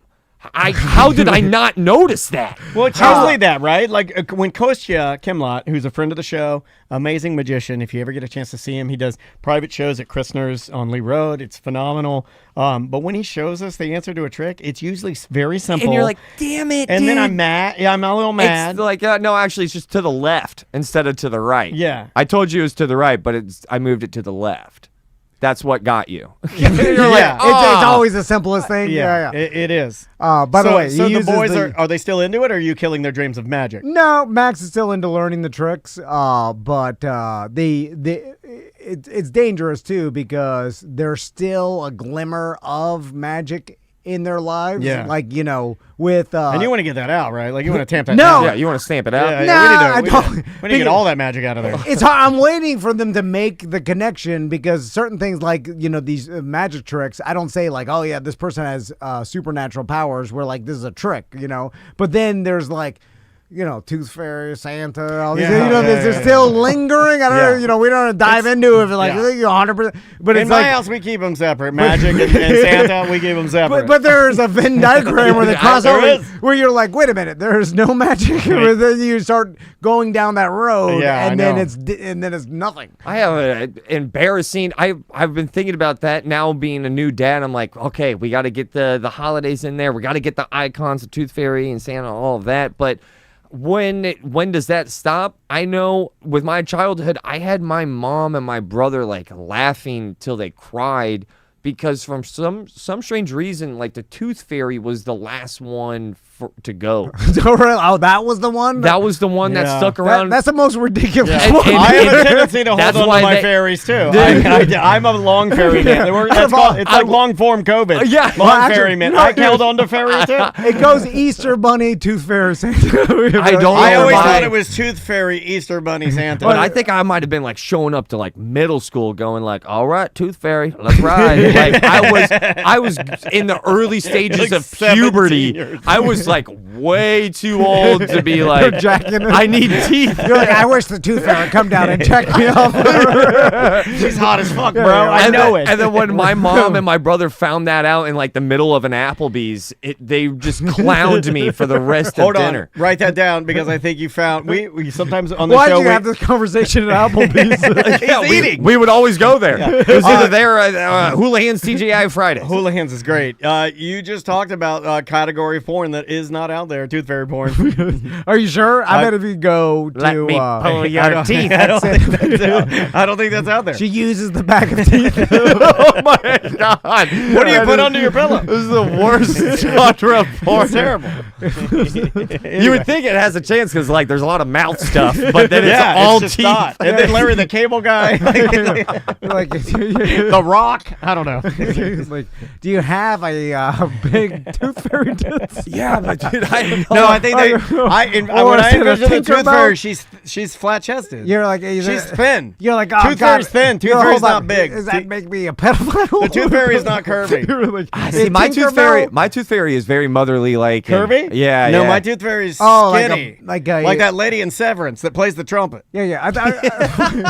How cool was that? The lady on Severance can play a trumpet, and when I see that, I'm like, well, why don't you do that on Severance? It's just as weird. Hold on, what are you talking about? The Severance lady. She can play a trumpet. The skinny Severance lady. The redhead, right? Yeah, I think so. I don't watch the show. She was on Jimmy Fallon, and she came out playing a trumpet. Really? Yeah, and I was like, well, that's something you don't see every day. Anyway, You want to take a break? let's take a break. Yep. When we come back, I want to talk about speaking of someone that forgot someone was coming, and also My mind is rotten now. a young black guy. Too. Yeah. I have a We both, I have a podcasting school for young black boys now. Yeah, I'll tell you about it. Yeah, yesterday, the whole afternoon, I hung out with just like a young 17-year-old black kid. Where's the pamphlet for the school? Yeah, and he was dressed like really cool. So we'll talk about that. I want to talk about I didn't know cruise ships had godmothers. That's the thing We that can talk about that. Tony Palmiotti told me this morning. Do you know the chicken jockey controversy with the Minecraft movie? Yes. Okay. Oh, you do know. I Okay, do know great. about we it. can bring that up and maybe tell that to Tom, and then Ross went to Epic Universe, which I want to get his review on. And if you had to guess, how much money are the Island Boys now claiming they made from going gay on OnlyFans? No, really, they released a number. They released a number. Okay. We'll talk about it. We'll talk Much, about much it. more We'll after the talk break. about it. The name One of them the has a band- baby now. Yeah, with his brother. I don't know. It's a little tattooed, baby. That's not true. The name of the band is Debt Neglector. They're local. I love these guys. Every time they release a new album, we play it on the show. Smart Punk Records. The brand new song, it's called Apocalypse Soon. Perfect title, by the way. We'll be right back with more Mediocre Time with Tom and Dan. 1-844-TOMNDAN or show at TomandDan.com for last minute emails. Bye. Easing into a Friday. Welcome back to a Mediocre Time. I'm Dan. I'm Tom. Ross Padgett is here. Good Sauce with Ross and Joel. We're here to ride. I want to remind everybody the food truck, the Sanford Food Truck Fiesta Battle is this Sunday. Eric's going to be out there. We ran into Angel. We did. At our T-shirt stuffing party the other day. He was there for I don't lunch. like you when you say stuff. You got to stop with the stuffing. We're packing. Packing. No, I don't like stuffing. packing either. Packing's better packaging, than stuffing. Packaging. But yeah, we ran into Angel from the Monsters. And He's at Waco Taco. he's going to be judging out there on Sunday. So is Brian Grimes from XL. Nice. So Eric will be out there giving away stuff. So if you want to swing by, it's Sanford on Sunday. And it's the food truck battle that they do. I wonder if Brian still has his rum brand. Brian Ask Grimes him when had a he's in. rum brand called Yo-Ho Rum, and it had a hot chick with big tits on the label. Sick. Yeah, it was pretty awesome. And it was like, Yo-Ho. Get it? Oh, all right. I was like, not hell yeah. as sick. I was like, hell yeah. I was like, yeah. These nuts? Yeah. Mo Fugger. Remember Mo Fugger? Yeah, I do. So Daniel told me that I did a bit of a Tom, yeah. When was this? This is yesterday. Oh, yesterday. All right. This is yesterday, sir. All right. Yeah. So yesterday, I left the studio after we recorded, Yeah. and Daniel's. Usually, I leave a little bit earlier. And Well, you had some errands to run for Crystal, I thought, or something. Yeah, something you were doing. yeah. And They you're were like, hey, working I out. got to go do the thing. And I'm like, all right. Yeah. I just tell you that I got to. Well, I'm also like, I'm just killing time. My daughter's at dance. I can't go see her. I could go home. I had a haircut that I wanted to get some look a little more presentable because I start looking like a homeless man. Yeah, People are, you did. Yeah, I people saw are the. emailing me and bullying me because I want to grow my hair and beard out. Everybody's like, look at how disgusting you look. Yeah. You don't want any email subject to say, you all right, man? Yeah, they're that's- exactly like after the hip transplant, he's going to be in the grave soon. Well, yeah. Well, I'm just when you dress like and look like a homeless man, Yeah, it's not yeah. even the people's fault. Where they're like, hey, I'm doing like trucker hats, like ripped up T-shirt. Like, look how my shorts have so many holes in them.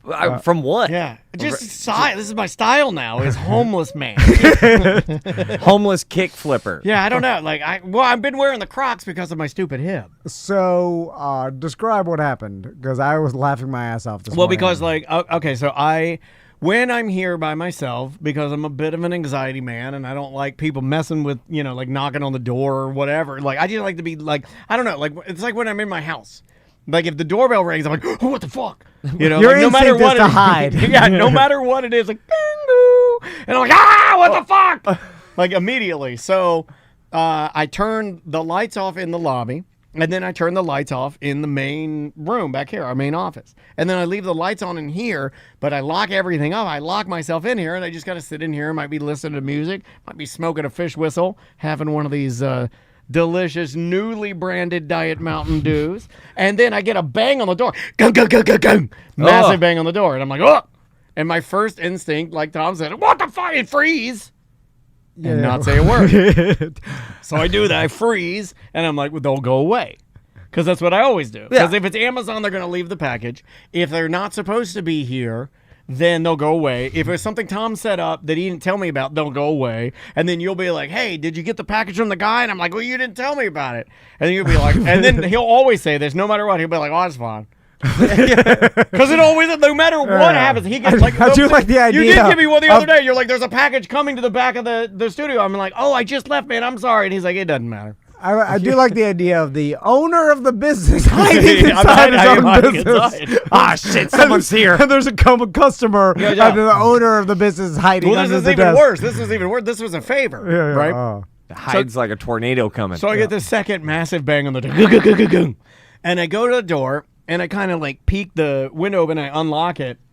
And when I open the door, it dawns on me, and I may have mentioned this on the Friday Free Show, I think when Brendan was in, that I had set up a meeting. I was being a good Samaritan. I was being little chirping good Danny.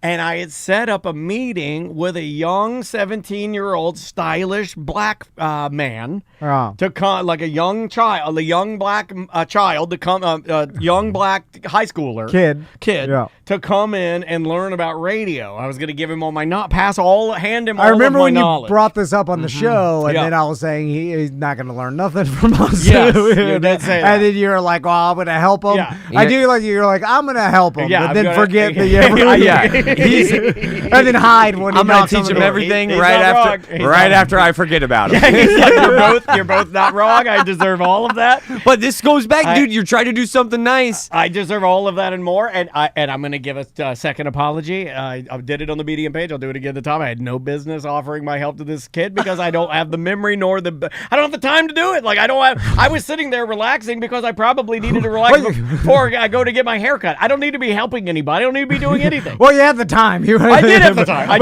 did. But obviously I didn't care about it because I didn't remember it, right? So what was I going to say? Oh, so like he comes, I welcome him in, he comes in, he sits down, and I'm like, okay. Did you pretend like you knew he was coming? That's what I do. Well, of course. I had to. I had to do the job. I had to pretend. Well, I didn't. Okay, I'll tell you, I'll give you this because he's probably going to hear this. And I know that to you, if you know the person's going to hear it, that's embarrassing, right? But for me, it's not. And I don't know why there's a disconnect in my brain. But if he does hear this, because we had a good rapport and we were friendly. This is just for the show. The truth I'm saying is just. I've never thought about that. As long as I've done this, I've never thought about that. That's why this guy's a fucking pro. I just do it for the show. This guy's a fucking pro. Someone will leave. I'll talk shit about them. They'll be like, I heard what you said. I'm like, oh, that's for the show. That's not real. And then you're like, well, wait a minute. What is real? I'm like, welcome to my life. I don't know. So I'm not going to lie. I didn't say that I forgot, but I didn't say that I was expecting him either. But I did give him like a bullshit excuse. I was like, oh yeah, I turned all the lights off because, I don't want people bothering me, like coming in. Like I did give him the same spiel I gave you, which is true. So I was leading with, honesty. I was telling, but I didn't go into anything like, I didn't even know what time it was. It's not a lie if you leave out details. That's what I tell Tom. That's what I tell you. Do I not tell you that? I tell you because he likes to share. He likes to overshare. He's like, I don't know if we told them all of the intimate details. I'm like, don't. So anyway. So what did you teach him about the podcast business? Okay, so this is a mic. We realized very quickly that he had no business here. Like literally no business here. Again, I apologize to you. He had no business being here. I shouldn't have even set this up because he wants to be an R&B singer. He does jazz. He does soul. He does R&B. He does Motown. That's awesome. It is awesome. He wants to be a singer. He plays keyboard. I'm like, well, let me ask you something. If you had the time to work for us, I mean, you're very smart. You could already tell just from talking to the guy. I'm like, damn it. I wish you wanted to do podcasting, but you don't. You want to do music. Yeah. So I could beg you to work with us, and I can teach you things, and I can give you like our network of connections, and we did talk about that. I am still going to, on my behalf, reach out to some of my radio people I know that are in like some of my people that I knew in R&B stations, and then I know Drew knows some people that work at R&B stations. I am still going to reach out for him on his behalf.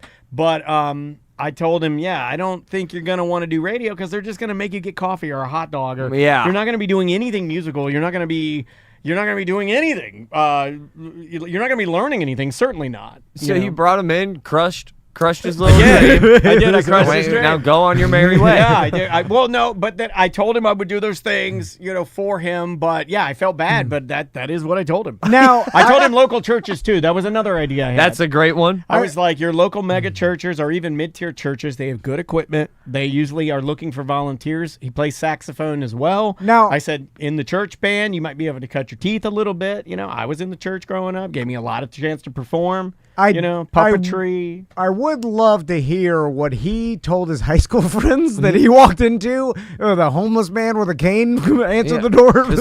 I will say, this limping audio goblin showed up, and he told me, "Be gone! You shall not pass. You have no business here, sir."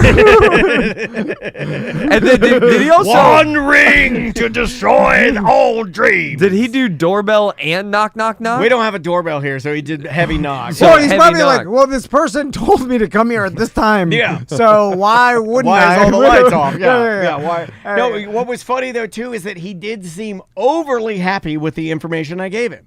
Like, he seemed like very excited, like almost relieved that he didn't have to work here. Or when he saw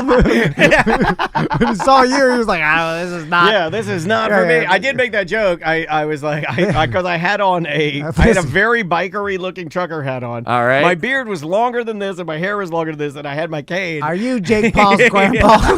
And I looked at him and I said, "I know I scream racist, but I can help." And he laughed. He laughed at that. So, Ross, that's a good icebreaker in that situation. I do look like a racist biker now. Or somebody in the chat room or BDM group said I look like the bass player of a doom metal band. Way better.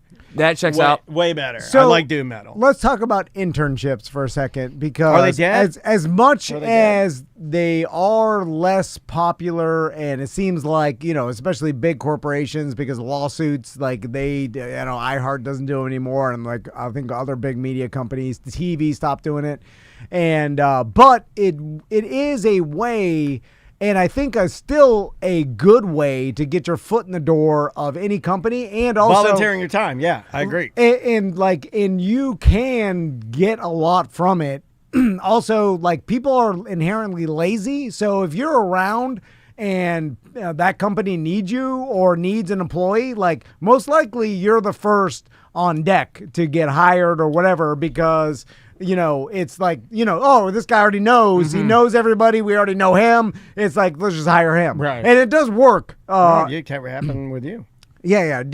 Although. I mean, you slid into a position. I mean, I guess you could, in a weird way, I did too. No, I did. Because Mandy would have been moving positions. They needed somebody to fill it. I was next in line. I slid right in. Yeah. I mean, it can work that way. It can. Now, it is a gamble and whatever, but getting your foot in the door also. Okay, Andrea's did not. Andrea was okay, so Tom's, when Savannah left, he slid into that position. When Mandy left the Drew show, I slid into that position. No, that'd be pure luck. Well, Apple Annie. You're right. Apple Annie, he's right. Yeah. Some if Apple Annie's father wasn't a high-powered lawyer in town, he was kicking some dust up. Like the new intern batch that came after me. Because they wouldn't let. I'll bitch about this in a second. Yeah, I forgot about this. Like her dad saw her online dressed as a maid with her tits out. Or I never whatever. saw that. I had chicken pox. And I missed all called of that. the station. I heard she had amazing tits. They said, perfect for a rum bottle. They're like, they threatened to sue the company or whatever. And Linda Bird is like, no. They told them the morning show, no more interns. Yeah. It's like when old what's his name, Gordon Ramsay's like, shut it down. And then all the radio people are like, we need someone to get get our breakfast in the morning. Whose tits are we going to look at? We need someone What the fuck? to do all this busy bullshit work. Yeah. And then Who are we going to sexually harass now that you took away all the female teenage interns? and literally, there's like hire drunkie. That's how I got it. That was the there. If Now, Andrea, if it wasn't for Apple Annie, there would be no Tom and Dan. There would be no show. There nothing. That one person. we should try to find her and bring her in. It really is. Probably got a child now. How much credit do you give her though? Not much. Yeah, that might be the reason why, but it's not like she put in. That it wasn't part of her plan. Every night I light a candle for her. It's the butterfly wing that started the stampede. Yeah. It's that kind of shit. You think you're better than me because you're a poet? yeah. It has nothing to do with her, but it's like if that situation. But then you could go back and if I never even went in the first day, you can start doing this until you fucking get to birth or whatever. There is always a path. Well, that you Andrea, Sound of lightning. My wife, and this is the super sour one, and I think this has happened to her once or twice, but the radio example of my wife, who was working at Magic 107.7 at the time, is that she was their better producer. She was the associate producer and the younger member of the show, and then instead of sliding her into a position that was needed, they went out and hired some old lady, and it made my wife really sad, and that changed her entire career trajectory. She was like, no more radio. That's better for her. And you know what I think it did? I think it ignited her fire. It's the first time, because you and I were talking about this yesterday, it was the first time that my wife was like, what? You're going to pass me over? I'm the best candidate. I'll never let this happen again. Right? It kind of like now my wife, if she feels like somebody's taking advantage of her or that like she's being, like you're overstepping her, she'll just find a better job and leave. And I'm like, oh, shit, that's smart. Yeah, that's what most people could and should do.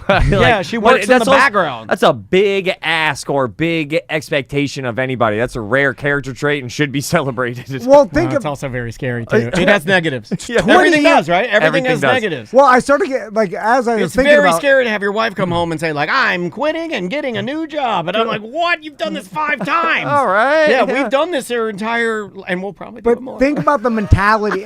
It's changed now, by the way, because when I describe this to you, you'd be like, oh, this is crazy. Like 20 years ago, it was 21 years ago when I was an intern, I interned for an entire year. Don't say that. Yeah. 21 years ago. And so I, Monday through Friday, it was like 30 hours a week, Monday through, for the entire 50 weeks. I think there were maybe a couple of weeks off, but God damn. So it's like, and not one person, like think about how insane this is. Not one person with the show, and it wasn't a thing to do back then, but now looking back at it, it's crazy that because now if someone, like think about if someone interned for us for an entire year, like we would feel guilty enough to give them money at some point in time for something, right? Oh, I got that from Press Broadcasting. I did a year with Ed Till, and they hooked me up. I got $1,000. I got those headphones, these style headphones. I got a basket. He put a bunch of condoms in there to be silly. Oh, fun. But they always hooked me up. You have extra money shit for after a year?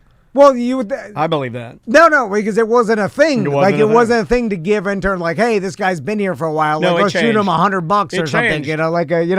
No one even thought it wasn't even their fault because it was like, no, you're not gonna pay. Like they're getting school credit or bullshit. Like now, like that's funny how we valued that at a different time. Well, the value always changed, and there was no rhyme or reason to it. Yeah. Like it's insane to think that any intern would work for free for an insane amount of time. For the experience. Yeah. Like, did you ever do an internship? Not now. I wouldn't do it at 35, but I definitely would have done it at 19, 20. Yeah. And I think it makes the most sense to do it in your formative years when you do have the entire world that you don't exactly know what you're into. What a perfect way of finding out. Another option I gave this kid, was like just to get back on like being honest with him. I was like, how about like OrlandoBands.com? Our buddy Ben Gardner. We love that guy. He sets up stages all over Florida. You at least learn the back end of But also like now let me walk back my answer. Depends on the internship because like if it's a once in a lifetime opportunity and that it's not coming back, like I need more context to even just give a concrete, absolute no to all internships, because I bet you there's an internship that tickles everybody's fancy. Oh yeah. You're right. And it's the number one way to give yourself a chance to follow your dream for real. Like, and this is the disappointing fact. To me, it's the best way to learn. It's like you're getting that direct download. You know, like if you started teaching me a trick, like you as a human, and we have a rapport and we like each other, me learning from you is so easy. It's just like a direct download to me. You know what I mean? Yeah. Okay. Like I can practice on my own, but the learning from the mentor or whatever, to me, is like a special magical thing. So I'll never be able to use this with my own sons, which breaks my heart because What are you talking about? If That's why you got magic tricks. I can, any kid that has any dream, I can somehow facilitate, and I'm pretty confident Oh my God, about you're this. Castleberry Willy Wonka. I know I give you that name a lot, but this one fits. You can make the dreams come true. I know this sounds ridiculous, but I really think that I can. Come with me. I'm Tommy. Okay, like say In a world. if someone was like, I want to work somehow in the NBA, right? I really truly believe that I know someone that knows someone in the Magic. We do. We go right to Kenny, and then Kenny can hook us up with 9 different people that can help us get this kid into the right department. I could like if my son's ever getting my dream is to work in the NBA somewhere. Well, why are you right? saying that you wouldn't? Why wouldn't it work with them? Well, because they have no dreams just like me. They'll never. It's hereditary. Yeah, but and The whole no dream. you guys set them up and knock them. No, they'll never ask me. I know. Don't say that about your boys. I'd be so happy. They're No, I know beautiful. them. I know They're them. beautiful They're me. boys. I love those boys. They're me, my worst enemy. They'll never ask me to So like. you're the Spider-Man meme. Is the 3 Spider-Man that are I'll pointing at never each other. be able to give them their dreams because they have no dreams. Yes, I am. God damn, that makes sense. Like It's not a glass half full, glass half empty. There's no glass. It's just the liquid is everywhere. Seriously, like if Max ever wanted to be a magician, I could like some way. Dude, we know like I know. 5 world class. Coach Kimlot is we know world champion. We know more famous magicians than I think anybody we know. Like I'm talking guys that Penn and Teller know. Yeah. We've interviewed Penn and Teller twice. I'm sure we Piff. could get him back on the line. Piff the Magic Dragon's a good friend of ours. If I was like, hey, my son wants to go out to Vegas and be your intern just for free, just to learn the ropes, like, would you, like, a couple days a week? Just, I mean, he probably would. Like, He's a very nice man. I could get anybody's foot in the door to whatever. It's up to them after foot that. door, Tom. Yeah, but my Saltwater son's time. it'll all be ruined because I'm not interested enough to do it with anybody else. Only my sons, and my sons will never ask me. Oh, so it's this is what is it? This is a snake not eating its own tail. I'm telling you, no this glass. is a snake that doesn't know it has a tail. Not half empty, not half full. There's Nobody will ever rub the lamp. You see what I'm saying? Like, I'm stuck in the desert in the fucking lion's mouth, and no one will find me. I have the ability. You are so weird. No, I have the ability to grant wishes, and will you take wishes? Okay, so no, I won't take wishes from anybody else. Only my sons, because it's too much work, and there's a lot of favors to ask. Do you think it's because of just solely personality that they got that from you, or do you think it's environment driven? No, he like, has said before what's that the it's from dream? both of you. No, you have said before that both you and Crystal, when you were adolescents, both lacked dreams, right? Yeah, we didn't have any dreams. I'm not being an asshole. He has told me this. That's Crystal said, has no that's dreams. said with love. I love them. They're family to me. But you have said Yeah, both of you didn't know what you wanted to do. No dreams. We just no ended up passions. where we are. Yeah, Right.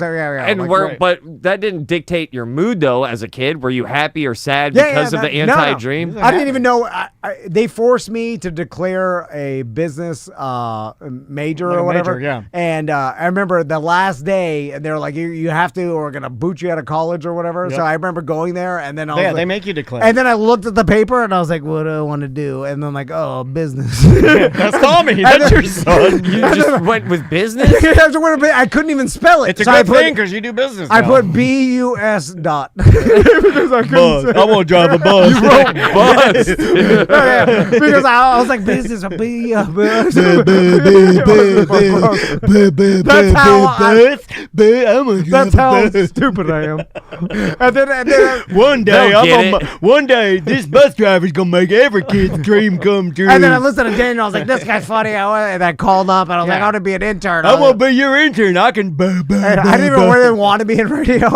Then when I got in, I was like, not that good. There's a And then just- balance to it all, though, that you can dream too much. How many times have you seen a kid dream too hard? Because I've seen That's that. you. You used to do that. This is sailboat dream. I was thinking about that this morning. He and his wife used to think they were going to live on a sailboat. Yeah, yeah. Live with their dog. That's a dream. My only dreams are impossible. The rest of like any sort of decent regular dream. Well, it would be- But you don't want those. No interest in I those. want the impossible ones. You that- should have dreams that are impossible. You Yeah. don't want your dream to be like, I want a moderate 401k. Yeah, You no, know, no. like Every- shoot for But the I mean, stars. actually impossible. But- it's not even. You don't think like Everything he likes. it'll never happen. 100%. Everything you gravitate is impossible. that You says give something. you give your sons impossible tasks. Yeah. You Yeah, but they you will never only- do 'em. You only value the impossible dreams. but What they'll is your never happen. obsession with the impossible? Well, I think it's funny because it's funny that it'll never happen. Right? Like it's funny that a dream will never happen. You won't even let one listener's child write in, and we'll make one. See if you can make it happen.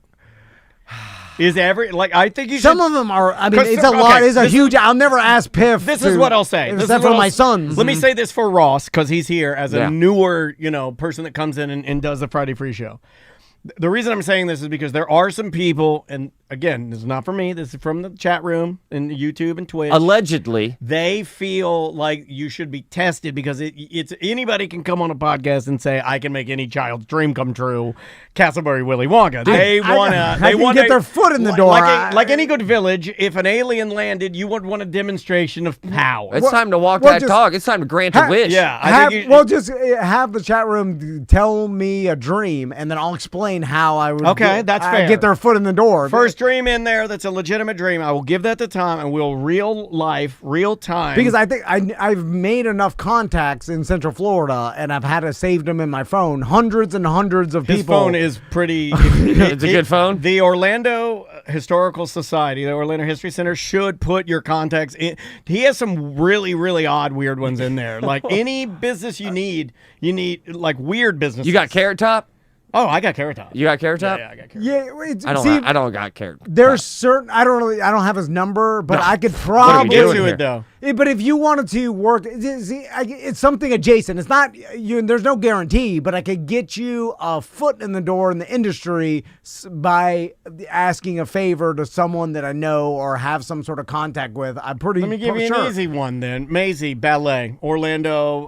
Yeah. Orlando Ballet. Okay, well we know the opera lady. She moved away. She's in DC. This Willy But Wonka I kinda can find her on sucks. Facebook and be like, who else you know in the He's arts? not wrong. You could reach out to Nicole Dupre. Yeah. Nicole Dupre from DC would give you the number to some people in Orlando Ballet. I mean, I know Dr. Phillips Center. I know every venue. Someone that Wait a knows minute, someone. I have this power too. Yeah, not no, not yeah. as much, not as Yeah. much, not even close to you, but I do have a. I can't stop thinking about this Willy Wonka movie. It's like, what you're gonna want to do. You're gonna want to go down the hall, take a left. Oh my you're gonna God. see some This guy. is the perfect vehicle because for me, they're kind of reframing the look of the Oompa Loompa. He's a little more powerful in this version. And that's me. Yeah, I'm the Oompa Loompa. I'm not just like some, do boy. I actually get some lines. I'm like Robin. My favorite part is when I scream at you at the end. You blew it. Then we blast off in a secret elevator. Yeah, people are gonna. You know that this is just gonna make all of our listeners send their children's dreams to you. I'm Right? just saying, but I'm not willing to grant anybody but my son's dreams. You see? Yeah, and then they don't want it. Yeah, exactly. And That's no my one's curse. close. They just no one's even respond. close. Max, come on, Max has got to be close. He may want, like. And Tommy still, I got a nothing. Oh wait, can I ask you a question, an update on Tommy and his? Didn't he win Before Christmas, what did he got something? That sounds like a dream. Didn't he win something? And he was supposed to, he could buy anything at Target? If it's not a scratch-off dream, sorry, I forgot about Here's it. the thing. Yeah, he still hasn't done anything. Forgot. He won a bet with his dad. I want to give Ross some proof that his kids have no dreams. Okay, for the when they started cross country, I told them, and this years ago, that if they finished top 15, because the top 15 people, they do like 8 different schools, so it's the ending age, by age or whatever. So it's a lot. What? Did you ever run, or were you strictly golf? I started running recently, but not when I was a kid. No. God, as a kid, I bet with your body geometry, you'd rip. We can flirt later. Yeah, man. I'm just saying. I'm not made for running, if you know what I mean. Oh, yeah. I'll tell you a story on the BDM show. My doctor said I can't run long distances ever again, which I'm not listening to. Yeah. Also, I was just like, what are you saying? What do you know, doctor? Another doctor told me the exact opposite. Then I was like, this is all fucking shim sham. This is your opinion. I'm Castleberry Wonka, well, fuck your sir. opinion. I believe you get nothing. Good day, sir. Castleberry Wonka, man. I love yelling good day, sir. So what were we talking about? You were gonna tell Ross the bat, the example of how your son really and truly has no dreams because he won this amazing bet. So I told them that if any of them got top 15, that they can go to Target and buy whatever they want, unlimited. If they, one purchase, one item, anything. Cool if deal. they sell it at Target, you can pick it out and I will buy it from you. That gives me a boner a little bit. Yeah, as a 48-year-old man, if my wife said that, I'd be like, what? I'm only excited because I used to be a kid. Yeah. That's awesome. Yeah. What a dream, right? And a little bit of it was because I thought there was no chance because there's a lot of schools involved in this, fast kids. Yeah, there's no way. They're not that good. Yeah, they never even got close. Yeah. But that last race of the year. Oh, here comes Shadir. Yeah. They held it at a day. I think a lot of the fast kids were playing other sports. Seriously. And I saw like the group of 10-year-olds was smaller than normal. When they have an international meeting and all the best players are out playing Champions League. Yeah. And then Ronaldo's over in Spain. Yeah. I started sweating a little bit, and then so Tommy finished like 11th. He fucking got the ribbon. They give a little medal. And and at the time they're like, oh yeah, and Max was screaming anything from Target. He was happy. Anything from Target. And then he forgot. It still hasn't remembered. Yeah. We went home. For those of you that are not kids, let me say that again. Still haven't remembered. He could get anything he wants at Target, a lot of money, and he has forgotten that he won this amazing Better Than Christmas, and he forgot about it. I'm the genie giving him the one wish. Yeah, you're in the desert, no one's rubbing you. And that's how by the way, that's how I know that they won't come to me in the future like, Dad, can you use one of your hookups to get my foot in the door in this business and make my dreams come true? They'll never ask me. Is there they forgot you could do it? But there's got to be a legit chance where he's like, he thinks you forgot. Well, no, why? You would bring it up, right? Like, hey, remember my that? Wife's in the chat room. Don't you dare. My wife said, I need someone to remind Tommy on the side. No.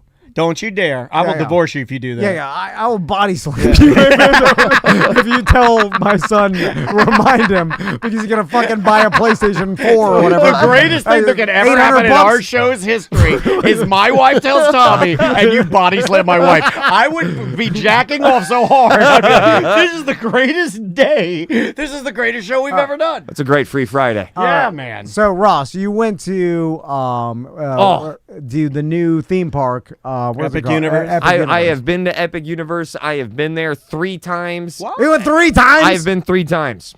And the reason why is because I have a ID over there. I work over there, and then they have to do like dress rehearsals for it.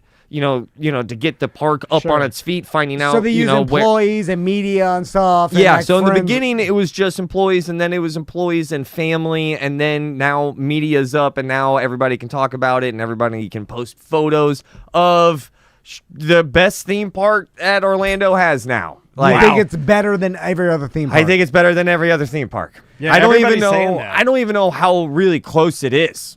I mean, it makes sense because everything's new. And Yes. there's no other theme park. Like, they're still rolling old-ass rides at some of these theme parks. I Fucking mean, no been in the offense, 90s. and I like Disney. You gotta play Hall of Presidents. You burn that shit down. You gotta burn that shit down. Right? We don't care about any presidents. None of them. I don't care about none of them. All of it. Ben Franklin in that balloon. He goes, I just burn it all down. yeah. I mean, Yeah. no one's interested, right? And there's some of the, the lore of some of the old rides is because that they are old. And like, They're I did this when I nostalgic. was People say, just say that. There's fat people go out there and sweat around in circles, and then they ride some old shit. Yeah, so teacups, that shit is at the fair. Burn it down. You gotta burn it all Stupid. down. But yeah, new theme park, first theme park in 25 years, something like that. 99 Islands of Adventure was the last Universal theme park. I think Animal Kingdom was the latest Disney park. So you That's grab old as hell. Yeah, and you're grabbing, decades of new information, data to go, what do people like? Let's make it. I mean, don't quote me on it exactly, but I've heard that this park is upward to $7-8 billion of an expansion when it comes to making roads, and to have that amount of money go towards whatever the amount of money is, it's pricey and it's for human entertainment and enjoyment. What a special time to be living in Orlando, man. That theme park, I didn't know. I guess I forgot how much I like a good theme park day. Yeah. I forgot, man. It has recalibrated my love and affection to going to theme parks for fun. What's your favorite ride? Gotta be Stardust Racers. The big creme de la creme roller coaster that they have in the new park is something else. It is. I have never laughed, giggled, that I felt like a little child. It made I don't want to just be like, oh my God, it's agreeing. They say Stardust is insane. Stardust, like, is it just standard roller coaster? It's got the coolest Easter egg of any roller coaster ever. There's a flux capacitor on the back of every ride vehicle over on Stardust. Cool. So you have a little homage to Doc Brown and Back to the Future. That's neat. And the park is littered with those things, and you fall in love with them every single time. It is a special area, and it's here in Orlando, and it's about to open up. I can't wait for everybody to experience this thing. It's remarkable. Now, I'm one of the weirdos that I love a good show. I'm a show guy. Yeah. And it's got you covered. And seriously, whether I'm on a cruise ship, whether I'm in New York, whatever, I like a good show. They got shows? The How to Train Your Dragon show, I'm not even that big into that franchise. I saw the first movie. It's a trilogy. That show is breathtaking. I've heard that as well. Like, it was a loaded question. I knew the answer to that before I even asked it. It's so good that I can spoil that show. Don't spoil it. I'm not going to spoil it, but only good things can get spoiled. That's dope. Is it better than the best show of all theme park history, the Indiana Jones Stunt Spectacular? I don't think that's the best one. The best one was they did an erotic silk show, like an adults-only Universal show. What? That I went to where it was like naked women climbing silks. What were you year working was there at the time? I will look it up, but I remember this is back when they weren't naked though. They were bodysuit naked, they were like naked. It was like topless. It was like being a Cirque du Soleil. And it was nuts. Where was it? Universal Studios? Yeah, like it was in that pavilion, the place where they do they used to do Bill and Ted. Yeah, and they did a crazy erotic. Silk was it show. Short-lived because it was so erotic? It was only for Hollywood. It wasn't like Insertion or anything, but it was like way spicier than they should have been doing. Yeah, I'll have to look it up. The atmosphere. Look, you have 5 new lands. I don't even want to call them lands. They're worlds. And you can drink around the galaxy. You can drink around the galaxy over in the new park. Drink around the universe, I should say. Yeah, the booze aspect. I've gotten Universal. drunk every time I've gone, and it's been some of the best times I've ever been drunk. Yeah, I'm not a huge theme park fan. It's time. But I am excited to take my sons to this theme park just because when Crystal told me about like the new Star Wars ride and like how it was really unbelievable compared to the older rides, and she's like, man, the new technology does make a difference. And that's an old ride compared to this. No, I know. So I'm like, oh, well, I want to see like all new rides because that's an experience I've never had. So have you been on Rise of the Resistance? No, but that's what Crystal told me about. Yeah, that was awesome. That ride is the first thing that I went on and I got off, and I lied. That's really what made me go like, damn, dude, I forgot what theme parks can bring as an experience. Yeah. That ride is insanely. It's the best. It's so good. It's so insane how they. But is it better than Carousel of Progress? Yeah, but like the theme park technology that goes into that ride is truly sci-fi, and and we're talking about magic, and we just find out the trick on YouTube. To be in a cart and experiencing, theme park magic, some real sci-fi technology. It hits. It's still so much fun. I forgot all the theme park fans. I understand you way more. I've been working at one since 2008, but I've only understood that side. I forgot what it's like to be an audience member towards this theme parks, and this new theme park is just. It is so stupid awesome. I was kind of hoping I would get to go now while the employees are going, so I wouldn't get on a ride and then have it interrupted by some handicapped person trying to get on. Great news. I'm joking. That's a joke. If you bought a ticket to Epic Universe and you didn't ride a ride, you got your money's worth. That's how beautiful the park is. Walking through the portals is breathtaking. Every time you go through a portal, it's the closest you will ever feel to being teleported. And to the point where I had to look back. You're selling it to Wonka over here. Yeah. He's in. Every time I walked through a portal, Tom, I walked and maybe 15 feet, and I had to look back to see, like, how far have we gone? Because it's almost exhausting being surrounded by that much visual. They nailed it. It's so good. Yeah, I've heard nothing but good things. From EJ told us how awesome it was. Like everything online, people are freaking out. They're how just good loving it is. Yeah. The Dark Universe is the coolest part for me. It's my favorite. I can't believe that corporate entertainment worlds, theme park, the big people making these things, that they signed up and dropped that amount of money for horror.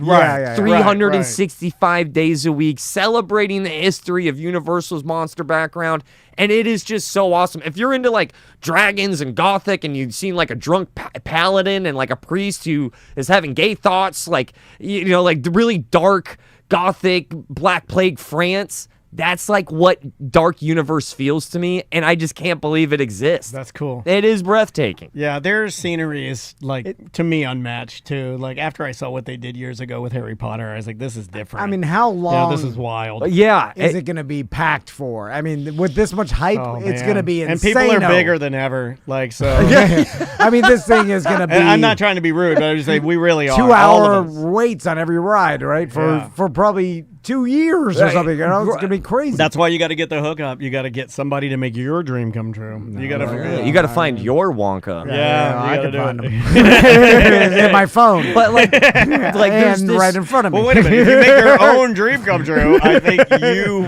turn it into dust. I was there yesterday, and I love, because I'm a Universal boy at the end of the day, and I like Disney, and they have phenomenal stuff. But I'm always rooting for my team in the theme park world.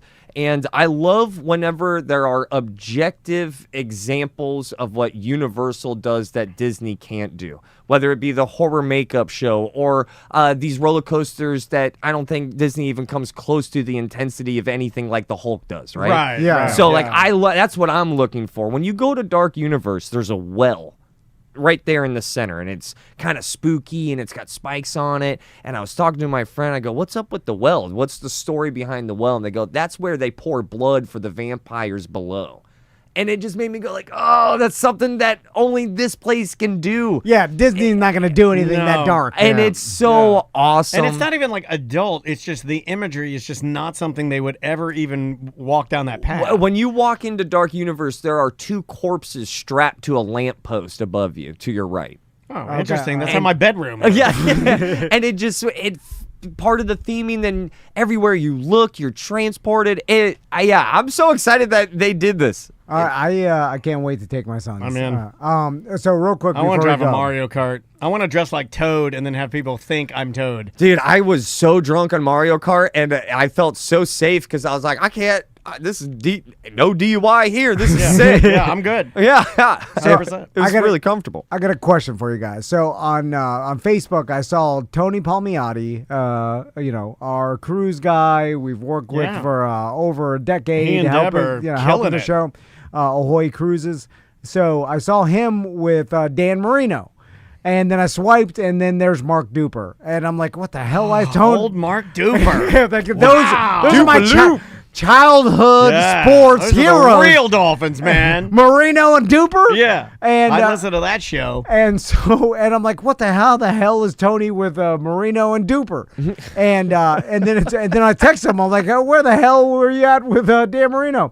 And he was at the christening of the MSC World America cruise ship, right, down in Miami. All right, big deal. Big invite. They're debuting a new cruise ship called World America, MSC, and they only invited like the top cruise salespeople and like the people in the cruise industry, whatever. So Tony goes, and then they invite a bunch of celebrities. Right, so Dan Marino's there, Mark Duper, Gloria Stefan's performing, Orlando Bloom's there, and then Orlando Bloom, dude, what is it? Legolas out of nowhere. I'll never forget him paddleboarding in his penis. And then Orlando Bloom. He's hogging out, right? Yeah, he definitely is. He's got a churro down there. He's fine. And then Taquito. And then he tells me that he's like, even Drew Barrymore is the cruise ship's godmother, like the World America, MSC World America godmother. And I'm like, what the hell was that? So then I look up cruise ship godmothers, right? And so, do you know what this is? I'm assuming the website was blocked. Do you know? She's stuck in a I don't really know. washing machine. I'm asking ChatGPT, but ChatGPT... I researched this.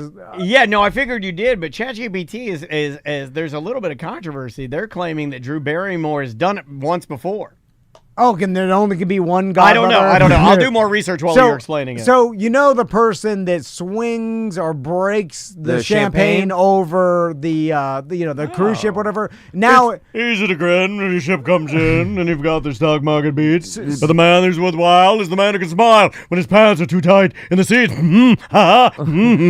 And then she breaks it on the front of the boat, and then the whole front of the boat falls into the water. Caddyshack. Every time. So they are, nowadays, instead of breaking the champagne bottle, they usually have some lever, and then the champagne swings into the cruise ship and breaks or whatever. So, but the person who does that is the godmother of the cruise ship. Didn't know that. And tons of celebrities have done it, right? Like if you look up, there's a list of like 20 most famous cruise ship godmothers, and there's the list of like Pitbull has like they opened it up to like godfathers too. I don't like that. 2025. Yeah. I don't like that. I'm a traditionalist. But before it was all godmothers, like Queen what Elizabeth. If you're non-binary? What are you then? Yeah, I don't know. We have to figure that out. I will be keeping Pitbull though as a godmother. I want to stop the show until we figure that out. So other celebrities have done this. A list of them, right? And it's weird too. It gets into like obscure ones and like not so much A-list, but a lot of musicians. Reba McEntire. Did it. She's right? the godmother of the Norwegian Viva, which is an A-list country celebrity. Oh, definitely. Right? Yeah, she's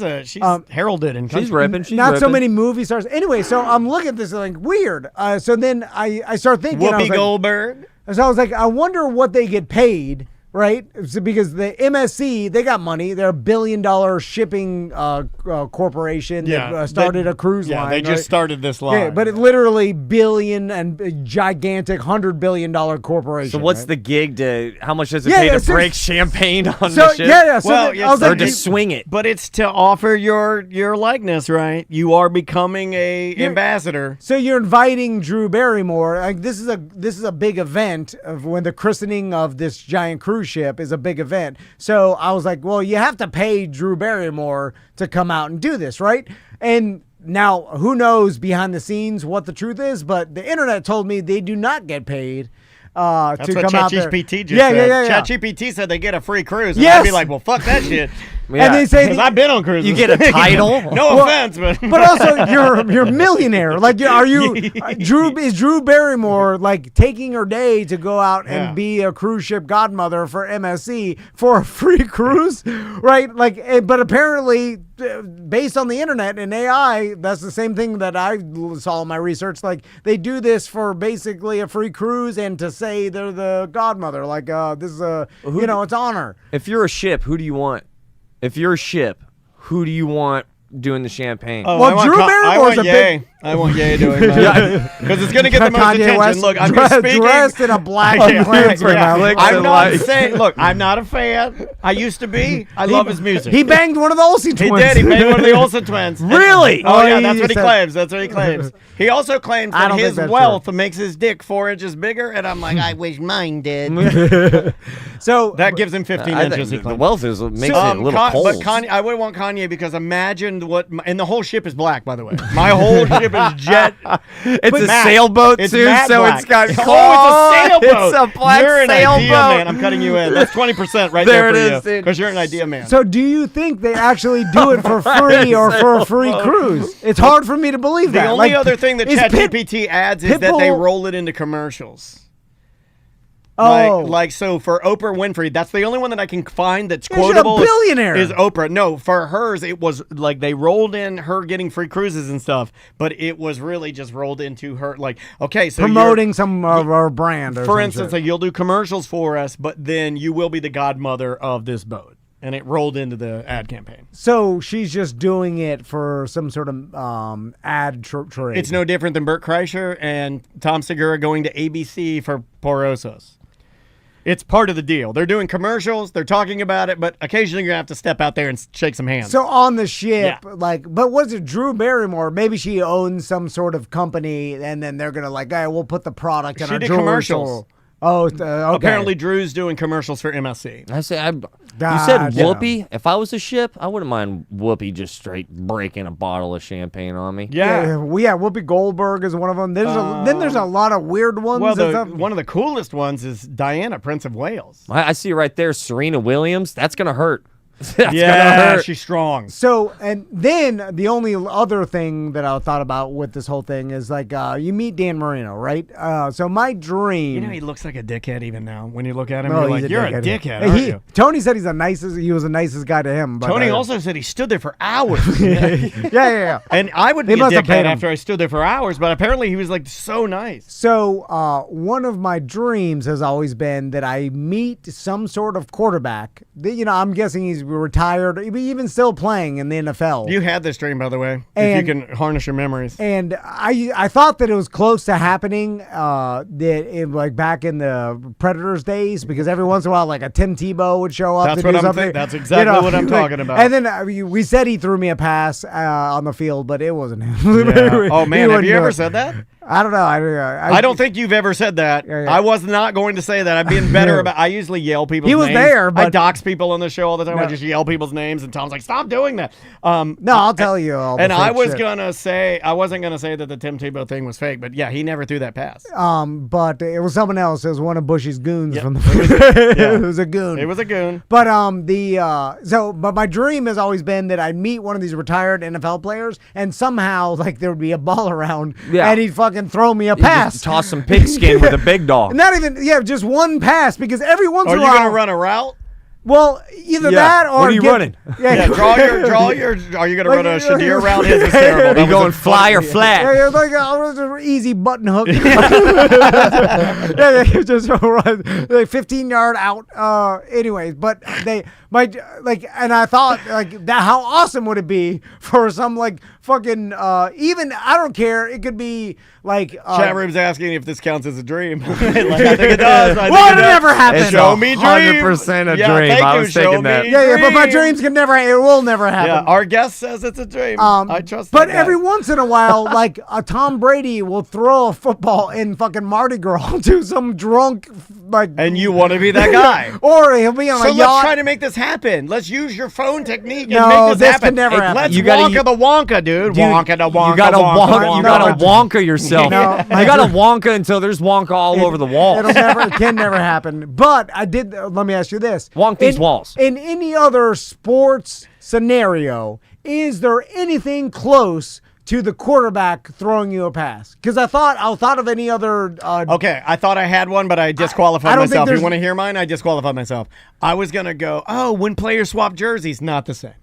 But that not the same. you can't. I'm saying That's for, athlete and athlete right Correct. there. Yeah. Correct. I'm talking for Joe Schmo. You meet an athlete, a famous Hockey guys return- don't do it. I mean, they never toss a puck to somebody. I don't Well, think. tossing a but Not the throwing same. a pass is close to the actual Baseball? Dan Marino throwing you a pass is like you'd have to have like I guess if you had a glove and you met Nolan Ryan, but you couldn't ask him like throw me a fastball like he'd blow your teeth out. Oh yeah, he'd literally break your Like, face. he wouldn't do it just because like hey, it's too dangerous. Like maybe a small toss, but like Chat room is I feel like saying- Marino could lightly throw me a catchable ball. Chat room And I is can catch saying, Ghost of a New Bull says, how about doing the D-Generation X crotch chop with Triple H and Shawn Michaels? Like if you both That did it goes at the hard. same If time, all three of you on did it video, at the same time on video, I think that counts. It's a little but redneck wrestling- here. I know. I'm saying anything close to a legitimate sport. I don't know if there's anything that that mimics that. I felt like this episode, this podcast needed even more white guy stereotypes. Golf has a couple of these in there. So a big thing, they're athletes on the practice range. They'll let a kid go underneath, hit a couple golf balls with the kid or with the famous golfer. Okay, but although you That's are cool if you get to hit with I him. got to do that with the big dog Golden Bear himself. no really, Yeah, I did it with Nicholas because my dad knew him. and you got to just hit balls next to him. Nicholas? Yeah, at Twin Eagles. I Down still in have the Naples, only Florida. golf club I ever kept from when I played was a Golden Bear sand wedge that I love. It's just a fun. Did he give you a tip or anything? Dude, you know, because it- without the tip, it's kind of just playing golf next to a famous person. There was. This is gonna. And a lot of people don't know this. If maybe you do, maybe you don't. Ross, you're a very good golfer. I love golf. Yeah, he's a golf man. But golf also drives me mad. That's how you know I'm. Are you better than Jimmy?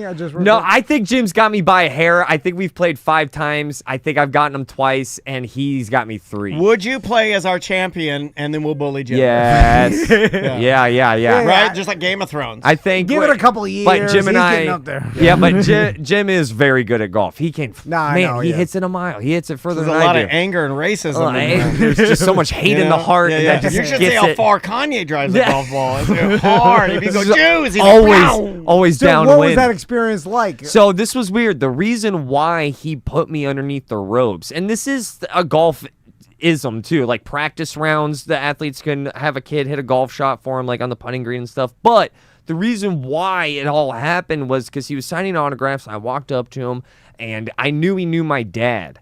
That my dad and him had played a couple of times in Hilton Head, South Carolina, but my dad had just passed. So I walk up to Jack Nicklaus, and the first thing I say is, do you remember Roger Padgett? And he goes, yeah, how's Roger doing? And as a kid, I that's go, awkward. he's dead. Oh man. Yeah, because kids are blunt. Yeah, we just blurted So out. I just Yeah. straight dropped that. He's dead. He was my dad. And then he looked up. I remember this. He was signing a golf glove at that moment. And then he pulled me. He goes, well, come over here with me. Is that your mom? You grab your mom. We go underneath the ropes, and then we just go over to the practice range. And he was talking to my mom, and then he let me hit some of the golf balls on the practice range. Oh, that's pretty That awesome. he That's gave- awesome. That Yeah, gave me yeah. chills. That's wild because if you don't know golf, that's the guy. That's the king, dude. I mean, because also it's not just golf.